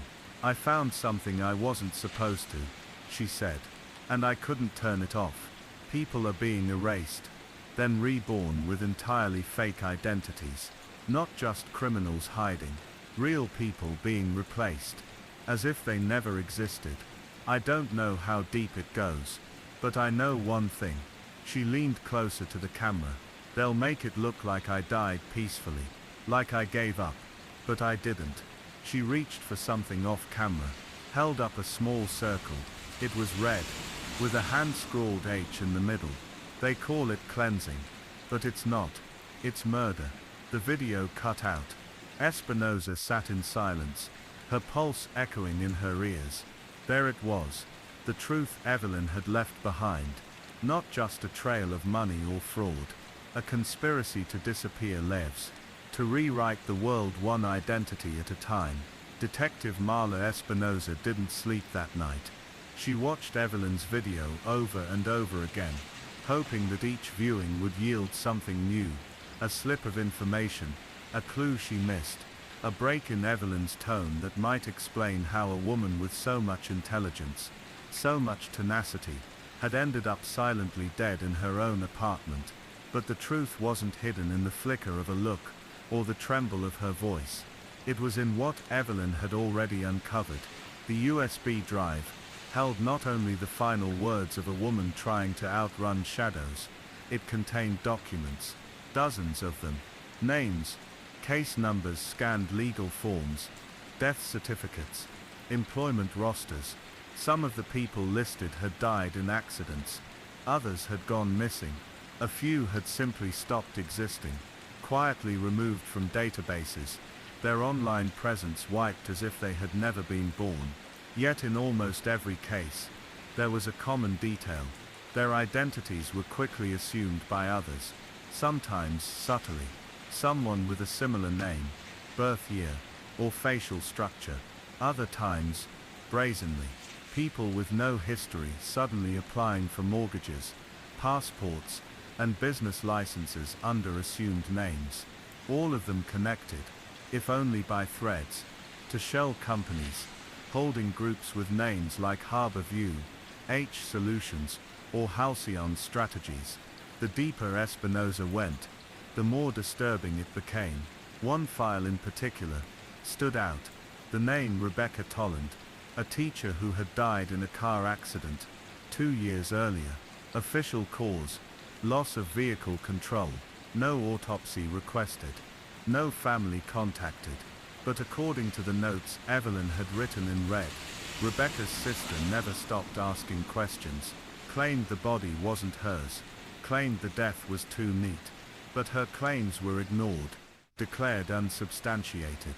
Shortly after, her sister's entire online presence was removed. Espinosa made a note to find this sister. She checked the file's metadata. Most of it was scanned images, meaning Evelyn had likely printed and re-scanned the documents herself to avoid digital tracing. But she'd left a pattern. At the bottom of many pages were faint markings, seemingly random strings of letters and numbers. At first glance, it looked like a filing system. But after a while, Espinosa saw the truth. They were encrypted GPS coordinates. Every string corresponded to a location, abandoned buildings. Why these places? She chose the closest one to her, a storage facility, an hour outside the city. She didn't inform the department. Not yet. Not until she had something solid. Evelyn had trusted no one. And the way this was unfolding, Espinosa had started to understand why. The storage facility was unassuming. Grey stucco, chain-link fencing, a keypad entry system. She rented a small unit for the day to avoid suspicion, and then strolled the aisles, as if searching for her assigned space. Eventually, she came to Unit 409, one of the numbers Evelyn had listed. It was unmarked. The lock had been recently replaced, the metal still gleaming in contrast to the rusted units nearby. She held her breath and picked it. Inside, the air was stale with dust and silence. There was no furniture, just shelves, dozens of manila folders, each marked with initials and dates. Every shelf was labeled by year, starting from 2008 and ending with 2023. She pulled one file at random, KR 2015. Inside, a driver's license, a social security card, utility bills, and a birth certificate. All of it looked real, printed with authentic seals, holograms and watermarks. It was a manufactured identity, down to the last detail. A second folder held medical records, and a letter of employment. A third contained a passport, with multiple travel stamps. The earliest dated just months after the person listed in the file had allegedly died. Espinosa sat on the floor, and opened 5 more. Every file was the same. Evidence of someone who had died, or vanished, and whose name had been reused, or someone new, inserted into society, with a full history, like they'd always been there. The scariest part wasn't the identities themselves, it was how easy it all seemed. You could, it seemed, become anyone, if you had the right documents, and a company like H Solutions behind you. Espinosa photographed everything she could, backing out of the unit with her heart pounding. She didn't want to touch more than necessary. If these files were being monitored, she wanted her presence to remain invisible. On the drive back, She couldn't stop thinking about Evelyn's voice. They call it cleansing. But it's not. It's murder. It was beginning to make sense. People weren't just being erased to cover up crimes or escape charges. They were being erased because they were obstacles. In the days that followed, Espinosa tried to contact Rebecca Tolan's sister, whose name was Natalie. According to the phone book, she lived 3 towns over, and worked at a print shop. Espinosa drove there in person, unsure if Natalie would talk to her, or if she'd even still be alive. Natalie was cautious. She didn't answer the door right away. When she finally opened it, she did so with a chain still in place. "I'm not doing interviews," she said quietly. "I'm not press," Espinosa replied. "I'm investigating the death of Evelyn Clark." The name stopped Natalie cold. She opened the door fully. "Come in," she said, voice shaking. Inside, the home was dim and silent. Photos lined the wall. None of Rebecca. Only Natalie and a few childhood snapshots. The grief was unspoken, but ever present. "She contacted me a few months ago," Natalie said. "Evelyn said she found my sister's death certificate during a routine audit. Something didn't sit right.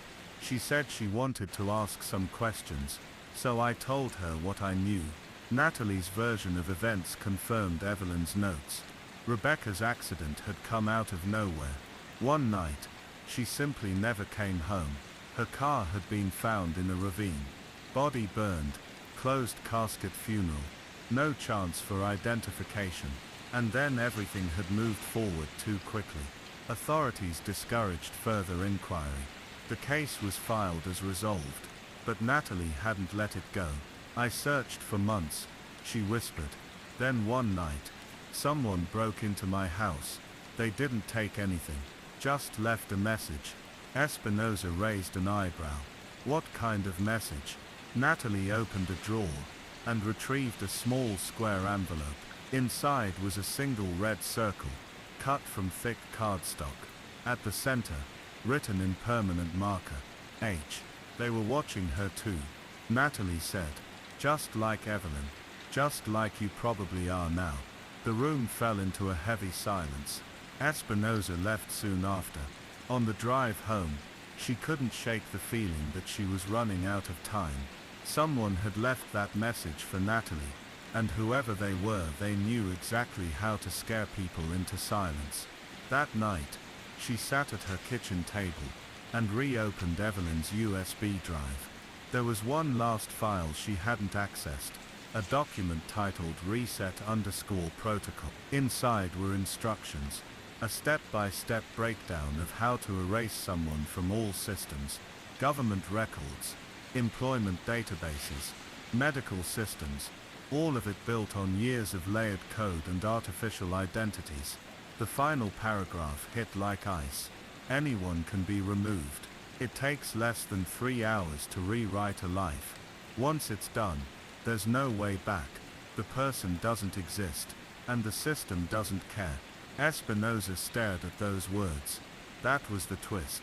This wasn't just a cover-up. It was a system, a machine, a bureaucracy of disappearance, and Evelyn had uncovered it. She'd also underestimated how fast they could work. Detective Marla Espinosa didn't go to the station the next morning. She didn't check in with her supervisor, didn't log her vehicle in the system, didn't enter any of Evelyn Clark's documents into evidence.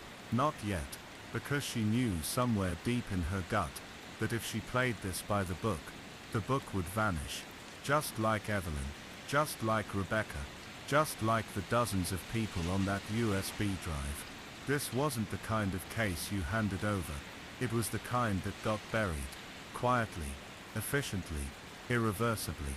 Instead, she drove to a motel.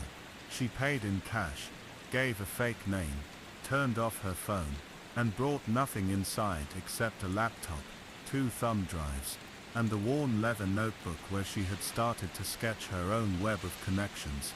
She sat cross-legged on the sagging bed, and stared at the files she'd copied. Evelyn's work, her life's final project. and it was bigger than anything Espinosa had ever imagined. Evelyn hadn't just found a few suspicious deaths. She had uncovered an entire network, a full-scale system of identity laundering, wrapped in layers of corporate legitimacy, protected by shell companies and false leads. At the center of it all were a few repeat entities, companies that appeared across dozens of the fraudulent identities she traced. They offered consulting services, tech support, private security, logistics, always vague, Always adaptable. always legal enough to dodge scrutiny. One of them, Halcyon Strategic Consulting, had a P.O. box in Maryland and an office suite in a downtown skyscraper, though Evelyn had written that the suite was almost certainly a front. Just a rented desk and a mailbox. No staff, no phones that rang. Espinosa pulled up the address on Google Maps. A perfectly average building. White concrete, blue-tinted glass. Nothing about it screamed danger. But Evelyn's final note about Halcyon had been chilling. All roads lead here, but I don't think I'm ready to knock on the door. I think once I do, I won't come back out. Espinosa leaned back in her chair and exhaled slowly. Her hands were trembling. She wasn't a paranoid person by nature. She didn't believe in vast conspiracies or secret societies. But what she had now, sitting in front of her, was something no one could easily dismiss. Real documents, real identities, a real mechanism for erasing people who became inconvenient. And Evelyn had died for getting too close. The coroner's report had called it suicide, overdose. But Espinosa kept coming back to the small inconsistencies. The unlocked door, the absence of fingerprints on the bottle, the way her apartment had been wiped clean, almost staged. Evelyn had been meticulous. She wouldn't have left it all so exposed unless she meant for someone to find it. So the real question now was what next? What could Espinosa actually do with this? She couldn't go public without proof that would hold up in court. And even if she tried, she had no doubt the system would devour the evidence before it ever reached a jury. They would say she was tired, obsessive, misled by a grieving woman's suicide. She needed to be smarter, quieter, slower. Just like Evelyn, she started by organizing everything into two master folders, victims and constructs. The victims folder included anyone who had disappeared, died or been replaced. The constructs folder was for the people who had stepped into those identities. Most had left no trail. A few had moved across the country. A handful had bought homes, started businesses, enrolled in schools. All of them had been backed somehow, by Halcyon or one of its subsidiaries. But one stood out. A man named Jared Blackstone. According to his records, Jared was a cybersecurity consultant living in Chicago. He owned a modest apartment, paid his taxes, and volunteered for a local non-profit. Nothing suspicious, except that Evelyn had marked his folder with red ink and the word KE. Espinosa dug in. Jared's background didn't hold up under scrutiny. His social security number had once belonged to a teenager who died in a boating accident in 1992. His high school records were inconsistent. His university transcripts were but somehow, he had passed every background check, gotten every clearance, been approved for government contracts. It didn't make sense, unless someone wanted him there. Espinosa checked her notes again. There was a time-stamped photo Evelyn had taken, grainy and distant but unmistakable. Jared walking into Halcyon's Maryland office. He wasn't just a client. He worked for them. That night, Espinosa made a choice. She would go to Chicago. Not to arrest Jared. Not yet. Just to see him. To understand who he was. To look him in the eye and decide whether he was the puppet or the puppeteer. The drive took most of the next day. She didn't sleep, didn't listen to music, just thought. What would Evelyn have done? The answer came to her slowly. She would have looked for the crack in the mask. When Espinosa finally arrived in Chicago, she found Jared's building with little difficulty. It was upscale but not flashy. A doorman, a modest lobby, elevator access keyed to each floor. She waited nearby, parked across the street in a borrowed vehicle.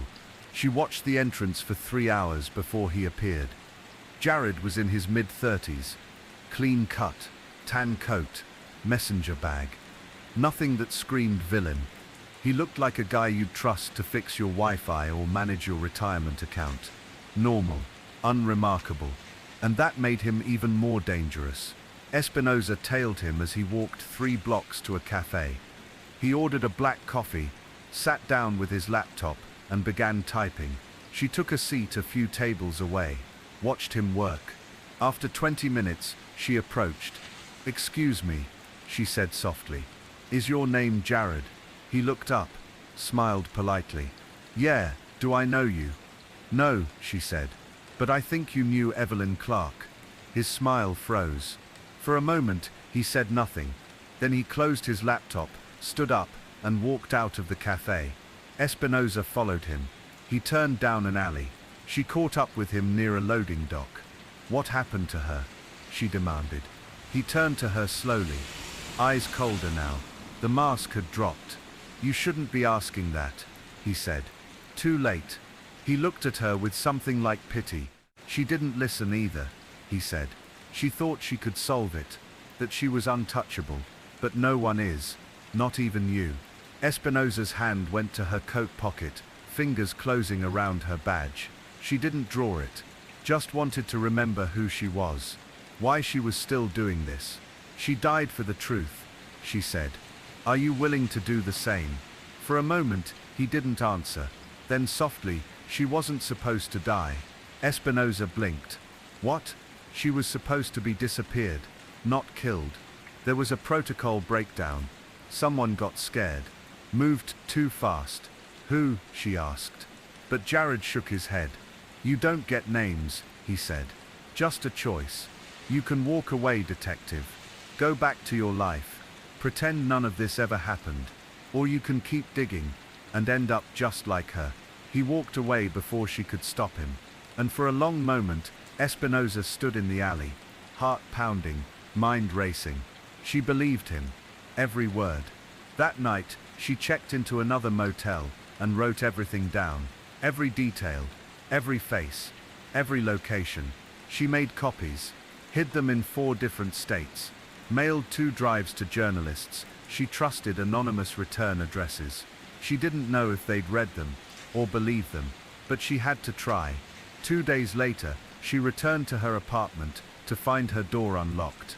Nothing stolen, just a red envelope, placed gently on her kitchen table. Inside a circle, cardstock. In the center, written in permanent marker, she moved the next morning. She doesn't use her real name anymore. And Evelyn's files are still out there, quietly spreading, piece by piece. Maybe someone else will pick them up. Maybe the system will slip.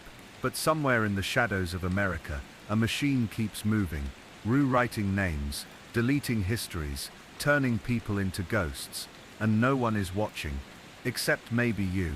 On the surface, Lakewood, Washington was the kind of place people went to disappear. Quiet, unassuming, tucked in the shadow of Tacoma's urban sprawl, but far enough from Seattle's noise to feel like its own little world. Trees crowded the back roads, and neighborhoods rolled out like curated scenes from a brochure. People left their porch lights on all night. Kids still walked home from school in the fall without fear. And it was in one of those sleepy cul-de-sacs, Wisteria Lane, a name that almost begged for irony, where neighbors would later say they always knew something was off. Not enough to call the police. Just a feeling. The sort of unease that simmers below the surface until tragedy cracks it wide open. The home at 1037 Wisteria Lane was a modest 2-story, with green shutters and an American flag flapping gently by the front porch. It belonged to James Jim Whitlock, a retired Marine turned defense contractor, and his young daughter, Leah. At least that's what the neighborhood believed. Leah was about 7 or 8 when the Whitlocks moved in, just the 2 of them. Her mother, Jim said, had passed away years earlier from ovarian cancer. He spoke of her often, and always in a reverent, wistful way, never overdramatic, just enough to remind people that his smile hid old wounds. The women on the block found him charming. The men respected him. He mowed his lawn every Sunday and waved at the mailman. And Leah was the kind of girl that made strangers smile. Polite, with deep brown eyes and a whisper of curly hair. Quiet in school, but smart. A second-grade teacher once said she read like a fifth grader, and she rarely cried when other kids did. She was well-mannered, especially for a child being raised by a single father. The neighborhood watched them with something like admiration. This was what resilience looked like, they thought. This was how you rebuilt after loss. But no one knew the truth. Because Leah Whitlock wasn't Jim's daughter, and her name wasn't Leah, she wasn't even supposed to be alive. It was the first day of summer vacation, June 17th, when the illusion shattered. The 911 call came in at 6:14 p.m. A young girl, crying hysterically into the phone, told the dispatcher she had woken up from a nap and found her daddy sleeping with his eyes open. The call logs recorded the dispatcher trying to calm her, asking for her address, and coaching her through the process of unlocking the front door for emergency services. When paramedics arrived, they found Jim Whitlock slumped on the living room couch. No signs of a struggle, no blood, just a tipped-over glass of scotch and an open bottle of pills on the coffee table. They declared him dead at the scene, apparent suicide. It wasn't until the police searched the house that the questions began. In the upstairs closet, hidden beneath a false bottom drawer, they discovered a locked metal briefcase. Inside were papers, old yellowing, some frayed at the edges. But what stood out most were the IDs. 6 of them, all with Jim's face, all with different names. The passports had various stamps: Thailand, Argentina, Luxembourg. Some were issued decades apart. The photo on the most recent one still bore his military haircut, but it wasn't a name anyone recognized. David Monahan. The authorities moved carefully, quietly. Child Protective Services took custody of Leah, who by now had stopped speaking.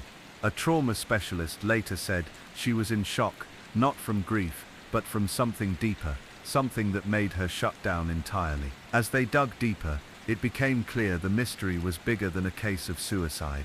The fingerprint database lit up immediately. Jim Whitlock wasn't who he claimed to be.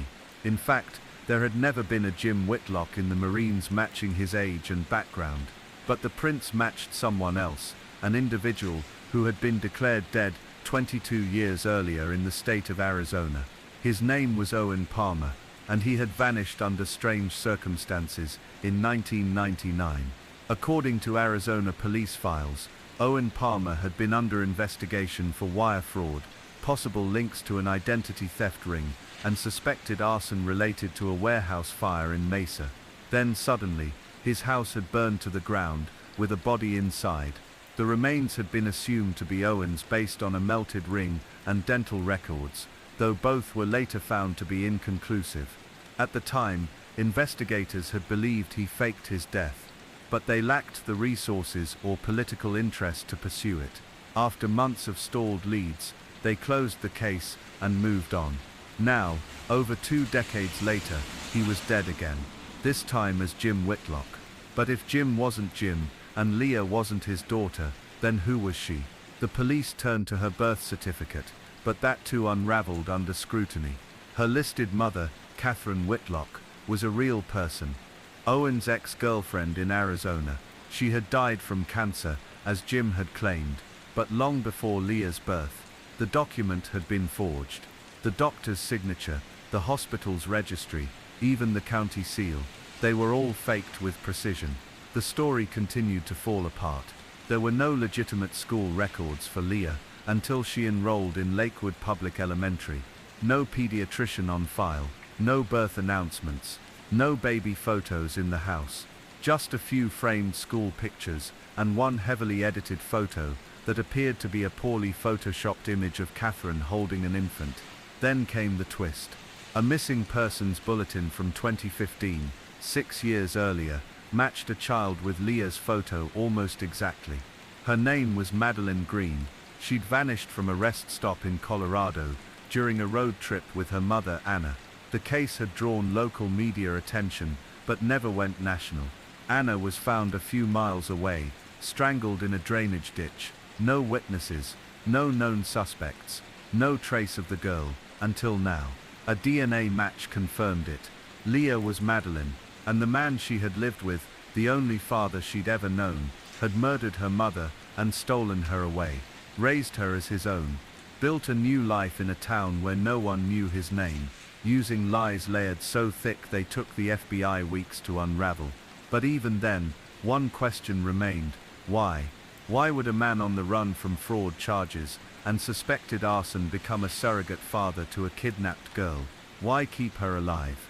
Why raise her in a quiet neighborhood instead of vanishing entirely? It wasn't until they reviewed his journals that a clearer picture began to emerge. Owen, Jim, David, or whoever he truly was, had written obsessively, page after page, year after year. There were no confessions, no direct references to the murder. But between the lines, a strange emotional story unfolded. He had watched Anna Green and Madeline for weeks before the kidnapping, had followed them through 2 states, photographed them, catalogued Madeline's habits, favorite snacks, bedtime routines. He had become obsessed with the idea of rescuing her from what he described as a broken world. There were references to corruption, societal decay, and his desire to create a second chance for her. In his mind, he had convinced himself that he was saving her, not stealing her, not killing her mother, but giving her a better life. Madeline, Leah, was never told the truth. He fabricated a past, a mother, a house in Idaho, that never existed. And in some twisted way, he seemed to believe it too. Over the years, the fiction became reality. The lines blurred, until the guilt, or the fear of discovery, finally broke him. Detectives never found definitive proof of why he chose to end his life. No suicide note, no voice recordings, just the bottle, the silence, and the girl he left behind. Madeline Green was eventually reunited with surviving extended family. Counseling professionals said the adjustment would take years, maybe longer. After all, she'd grown up believing a lie, believing the man who kidnapped her was her father. And the twist that shocked investigators the most: she didn't hate him. In the few short statements she gave through social workers, she referred to him as Dad. She asked where he was. She cried when she was told he was gone. Because for her, the truth didn't replace the bond. It just made it heavier, like a weight that would never be fully lifted. After the news broke, the town of Lakewood was stunned into silence. Not the kind of shock that sparked gossip or made front pages. It was too heavy for that. It was the kind that crept into conversations and made people turn inward. A man they thought they knew had been a stranger all along. A child they had watched grow was someone else's daughter. And for nearly 7 years, no one saw a thing.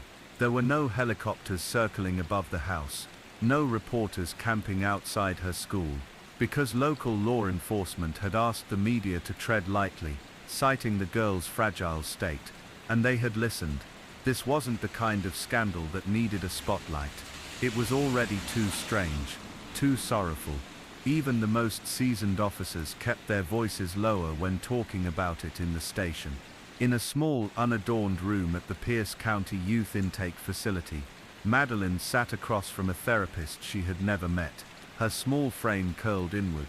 Her palms rested against her jeans, motionless. No words, just breath and blinking. The social worker beside her explained things gently. This is someone who can help you understand what happened. You don't have to talk if you don't want to.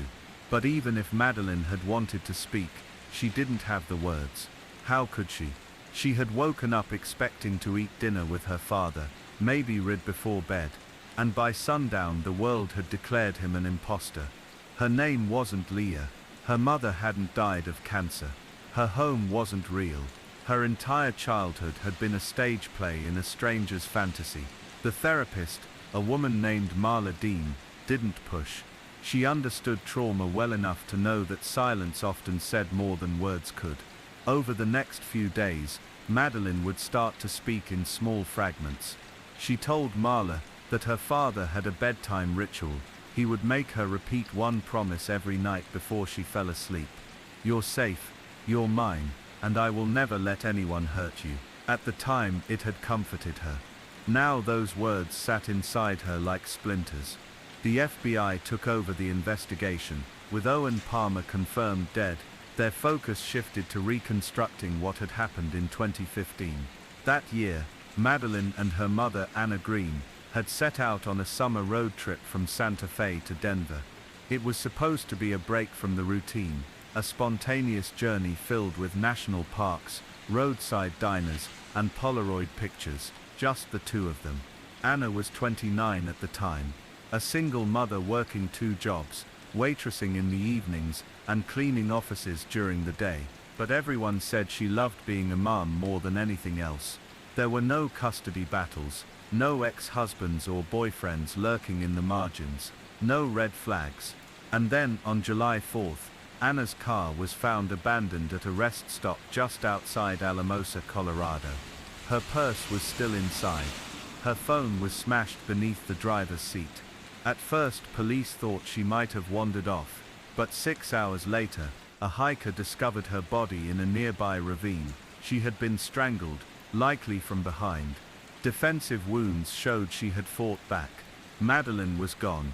At the time, the case was considered random, a crime of opportunity, possibly by a long-haul trucker or passing drifter. No security footage, no witnesses. The investigation stalled, but now it seemed clear that Owen Palmer had been tracking them long before that day. His journals, once the investigators had a chance to read them in full, were disturbing. Obsessively detailed accounts of Anna and Madeline's routines were scribbled in the margins of grocery receipts and napkins. He had followed them for weeks, watching from a distance. He documented which park benches they liked, what ice cream flavors Madeline picked, even the songs they played in the car. But it wasn't lust or money that drove him. That was what made the case so hard to categorize. Palmer didn't fit the typical mold of a predator. He didn't seek to harm Madeline. If anything, he had convinced himself that he was rescuing her. Investigators would later refer to it as a savior complex that metastasized into obsession. He saw himself as the only one who could give her the life she deserved. And in that twisted narrative, Anna became the obstacle. So he removed her and took Madeline. The days that followed were disorienting for the girl. She had no recollection of the abduction. For all she knew, they had always lived in Lakewood. Owen had made her memorize a fictional backstory so thoroughly that even under pressure, she never slipped. Her school assumed she was homeschooled before 1st grade. The pediatrician assumed she had relocated from Idaho. Her father handled all forms, signed all notes. He kept her isolated, but not abusively so. She had friends, a school, extracurriculars, but she was never allowed to attend sleepovers. Never permitted to talk about the past. "It's our secret life," he'd say. "Just you and me." Like spies. The lie was her entire world, and now it had shattered. The reunion with Madeline's biological family was cautious. Her grandparents, Anna's mother and father, had aged since the tragedy. Grief had carved deep lines into their faces, but the moment they saw her, their posture softened. There were no accusations, no emotional outbursts, just tears. A hand on her shoulder, a whisper, "We missed you every day." But reintegration wasn't simple. The courts had to determine custody. And Madeline, now 9, was in a legal gray area. Legally, she was a missing person. Psychologically, she had bonded with her abductor, and emotionally, she was somewhere between.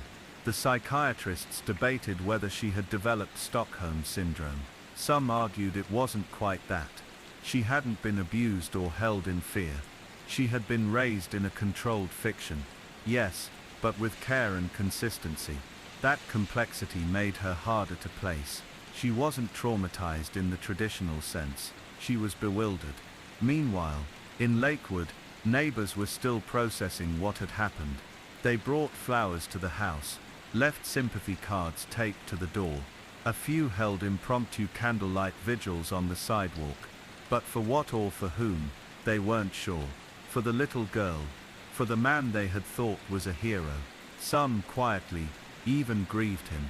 Because Jim Whitlock had mowed their lawns, had offered to drive their kids to school, had fixed broken sprinkler heads without being asked. How could someone like that also be a killer? That was the part that stuck with people. The part that haunted them. And as more pieces of Owen's life were uncovered, it became clear that he had done this before. Not kidnapping, not murder, but the shifting of identities, the quiet dissolving into a new life. Over a period of 30 years, Owen had assumed at least 4 separate aliases. In each, he had established credit, paid taxes, even held jobs. He'd been a mechanic in Phoenix, a substitute teacher in Idaho, a private security consultant in Georgia, and finally, a defense contractor in Washington. He had left each life just before anyone got too close. Until Lakewood, until Madeline. What had changed? That was the question investigators kept returning to. Why did he stay longer this time? Why risk exposure? Some believed he had grown tired of running. Others thought the guilt had slowly overwhelmed him. That the weight of raising someone else's daughter, lying to her every day, had chipped away at his sense of self until he could no longer bear it. Or maybe they theorized, it wasn't guilt at all. Maybe he knew he was about to be caught. One FBI agent, speaking anonymously, said they had been quietly investigating a money trail connected to Owen's past. One of his former aliases had popped up on a flagged transaction list. He might have sensed that the noose was tightening. Suicide, in that case, wasn't a breakdown. It was a calculated escape. The case faded from headlines within a month, but for those closest to it, the ripple effects continued. Madeline would go on to live with her grandparents. They moved out of state to give her a fresh start. Her name was changed legally, and her records were sealed. Only a handful of officials knew where she had gone. She stopped speaking to the media after the first year. There were too many questions she couldn't answer. How did she feel about Owen? Did she remember the day of the abduction? Had she ever been afraid of him? She never said. Instead, she disappeared into anonymity once again, this time for protection, not secrecy. But sometimes, when people talked about her, they spoke of her with awe, because she was the girl who had lived 2 lives. One stolen, and one slowly, painfully reclaimed. There's a silence that comes after chaos, a lull that feels almost heavier than the storm itself. That was what settled over Lakewood in the weeks that followed the revelations. The lights at the Palmer house were turned off, the curtains drawn, the door remained taped shut with FBI seals, and a single stuffed rabbit, Madeline's, lay beside the front steps, slowly getting soaked by rain. The neighborhood changed, not visibly. The trees were still there, the sidewalks still cracked in the same places, but something beneath had shifted. Kids asked fewer questions at dinner. Parents double-checked the backgrounds of substitute teachers. And when people waved at each other from across the street, it wasn't quite the same. As for Madeline, she was still adjusting to her new life.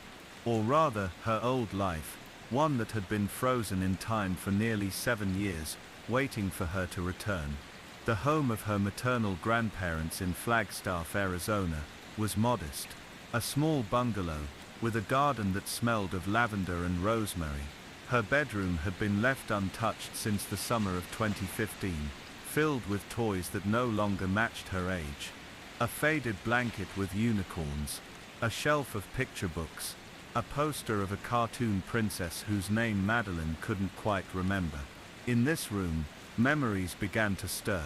Scattered, the smell of her mother's shampoo, a lullaby sung in Spanish, a red plastic bowl she used to eat cereal out of. Not fully formed recollections, but flashes like beams of light through dust. Her grandparents approached her gently. They never pushed her to remember. They didn't fill silences with questions. Instead, they let her speak in her own time. And slowly, she began to open up. She told them how Owen had cooked dinner every night. Always simple meals, meat and vegetables, no sugar. She remembered how he hated loud music, how he taught her to tie her shoes, helped her build science fair projects. She described the walk to school, the way he always held her hand a little too tightly when crossing the street. She remembered how they played chess on rainy days. What she didn't understand, what she was just beginning to ask, was who he really was. Because the man she had lived with for 6 years hadn't been cruel. He hadn't hurt her. He had kissed her forehead every night and called her his little bird. So what did that make him? To the FBI, Owen Palmer was a sophisticated fraudster and a murderer. His past had unraveled like an old sweater. One thread pulled and the whole thing came apart. Each identity he'd assumed was carefully constructed, birth certificates forged, using the identities of deceased infants, social security numbers taken from records before computers could catch the duplication. It was old-school identity theft, almost elegant in its simplicity, but it was his motivations that confounded the agents most. People steal identities for money, to escape criminal charges, to vanish. But Owen didn't appear to be fleeing from anything specific. There were no warrants, no previous convictions, no major debts or enemies. And while he had accumulated some wealth under his last alias, it wasn't extravagant. He drove an old SUV, wore department store clothing, had no social media. His journals hinted at a deep loneliness, entries full of yearning for a life he didn't believe he deserved. I watched them, the real ones. One entry read, "They smile like they belong to each other. Like it's easy. I want that. I want to be that." It was as if he had tried to step into a painting, to insert himself into a life he admired from the outside. But real life doesn't work that way. And eventually, the frame breaks. One agent, during an internal debriefing, described Owen as a ghost trying to become a man. In Madeline's mind, the duality lingered. She had loved him, that much she knew. Even now, months later, she had dreams where he stood at the foot of her bed, gently telling her everything was okay. But when she opened her eyes, the room was different. Brighter, real. The therapy sessions continued, this time with a local counselor named Elise, who specialized in reintegration and memory trauma. Their sessions were quiet but meaningful. Sometimes Elise would ask Madeline to draw how she felt instead of talking. Over time the drawings changed. At first she drew houses, each one with a tall man beside a little girl. Then they started to include shadows. A tree missing its leaves. A crack in the wall. Eventually, the figures changed positions. The little girl was no longer holding the man's hand. She was walking towards something else. In one drawing, she stood alone on a bridge, looking down at her reflection in the water. She labeled it, "Me but not me." That phrase stayed with Elise. Meanwhile, the legal system worked quietly in the background. Because Owen had died before he could be charged, the case never went to trial. But the state still needed to finalize Madeline's status. She had been declared deceased at one point, an error that took months to correct in official records. Her name was restored. A new birth certificate was issued. A school counselor was assigned to help her transition into public education again. It wasn't easy. At her new school, whispers followed her. Some kids recognized her from local news reports, even if the coverage had been brief. "That's the kidnapped girl," one boy said, too loudly, in the lunch line. Madeline didn't correct them, but at night she began to write in a notebook. Not a diary, exactly, more like letters, to Owen, to her mother, to herself. One entry read, "I don't know if you meant to hurt her, but you did, and I loved you anyway." I think that's what hurts most. That notebook became her anchor, a place to store the contradictions, the love and the betrayal, the confusion and the clarity. She wrote every day. Her grandparents never asked to read it. They just made sure she had enough pens. Back in Lakewood, the Palmer house was eventually sold. The new owners painted the door a lighter color, took down the swing set, replaced the curtains, but some neighbors admitted they still avoided looking at the house when they walked past. Not out of fear, but out of memory. It had become a kind of landmark, not just of tragedy, but of the unknowable depths inside people. Jim was the nicest guy, one man told a local journalist a year later. If he'd asked me to babysit her, I would have said yes. That was what unsettled people the most. He hadn't looked like a monster. He had looked like them. Even the funeral for Owen Palmer, attended by no family, no friends, was quietly surreal. The county buried him in an unmarked grave, after no next of kin came forward. A local clergyman, not knowing what to say, read Psalm 23 over the box. Yea though, I walk through the valley of the shadow of death. The irony wasn't lost on anyone there. But for Madeline, the story didn't end in grief. It evolved. She began taking piano lessons, volunteered at the local animal shelter, celebrated her 10th birthday surrounded by cousins and neighbors. She asked for a cake with her real name on it. Not Leia, Madeline. It was the first time in years she had seen it in frosting. She still had nightmares sometimes, still asked hard questions, but she was beginning to laugh again, to trust the world, inch by inch. And when asked once, during a therapy session, if she hated Owen for what he had done, she was quiet for a long time. Then she said, I don't think I hate him, but I don't miss him anymore either. Healing, it seemed, was not a straight line.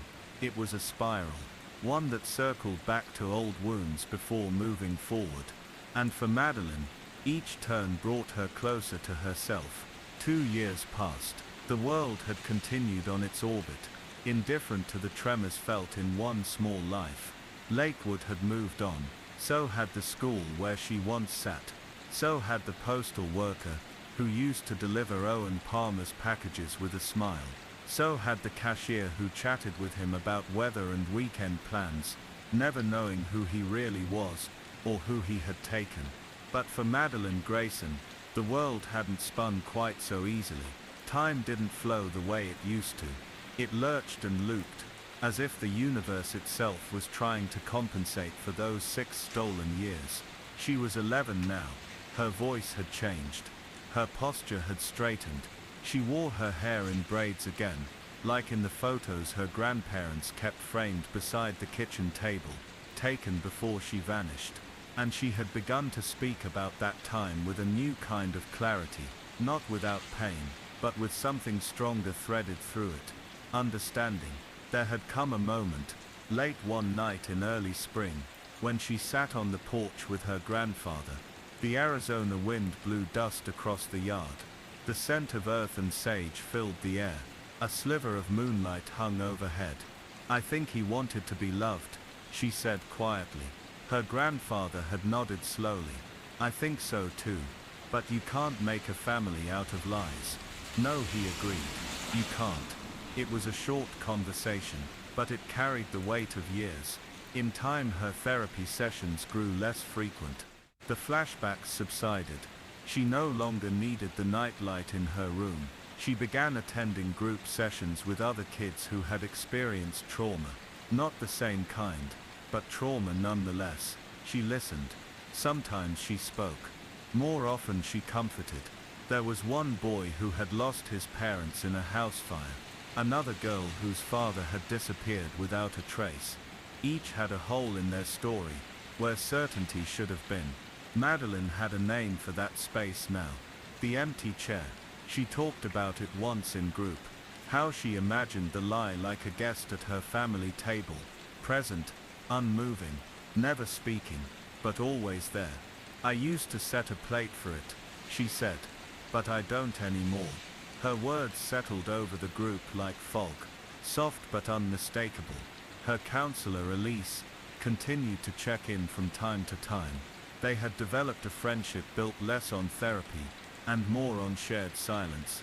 Sometimes they just walked through the botanical gardens. No agenda, no worksheets, just space. During one visit, Madeline brought her old drawings. She laid them out on the bench, page after page. The same little girl, at different distances from the man with the kind eyes. In some pictures, she was close. In others she was running. One final image stood out.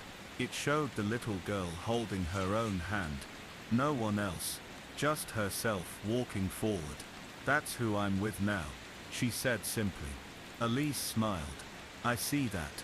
There were still lingering questions, ones the FBI had not answered. Where had Owen first seen her? Was it premeditated, or a moment of opportunity? Had he ever tried to contact her biological mother again? Had he considered letting her go? There were no solid answers. His journals, though prolific, stopped short of full confession. His thoughts were abstract, even poetic. He wrote more about loneliness than logistics, more about longing than planning. One passage, however, struck a strange chord with investigators. It read, "If love is real, then it's not about where you start. It's about where you're allowed to stay. I tried to earn it every day." There was no apology, no regret, only the sense of a man who had convinced himself that intent mattered more than truth. For Madeline, reading those words was like stepping into cold water. It shocked her, but it also hardened something inside her, a kind of resolve. She copied the quote into her notebook, then drew a thick black line through it, and wrote beneath, "Intent is not enough." She continued to rebuild her sense of self, not just through therapy and routine, but through creativity. She started writing short stories, pieces that featured girls with secret names and mysterious houses, stories where the villain was not always cruel, but always wrong. She showed a few of them to her English teacher, who encouraged her to submit them to the State Young Writers Contest. She won 3rd place. The story was titled "The Window That Blinked." It was about a girl who lived in a house where every room was filled with mirrors, and each mirror showed a different version of her life. One where her parents never left, one where she ran away, one where she stayed hidden, and just one, where she broke the mirrors and stepped outside into the world as herself. The judge's commentary called it a haunting and imaginative allegory of identity. What no one outside her circle knew was that the story had begun as a nightmare, and it had ended as a choice. Her mother, Rachel Grayson, had slowly reintegrated into Madeline's life as well. Their reunions were cautious at first.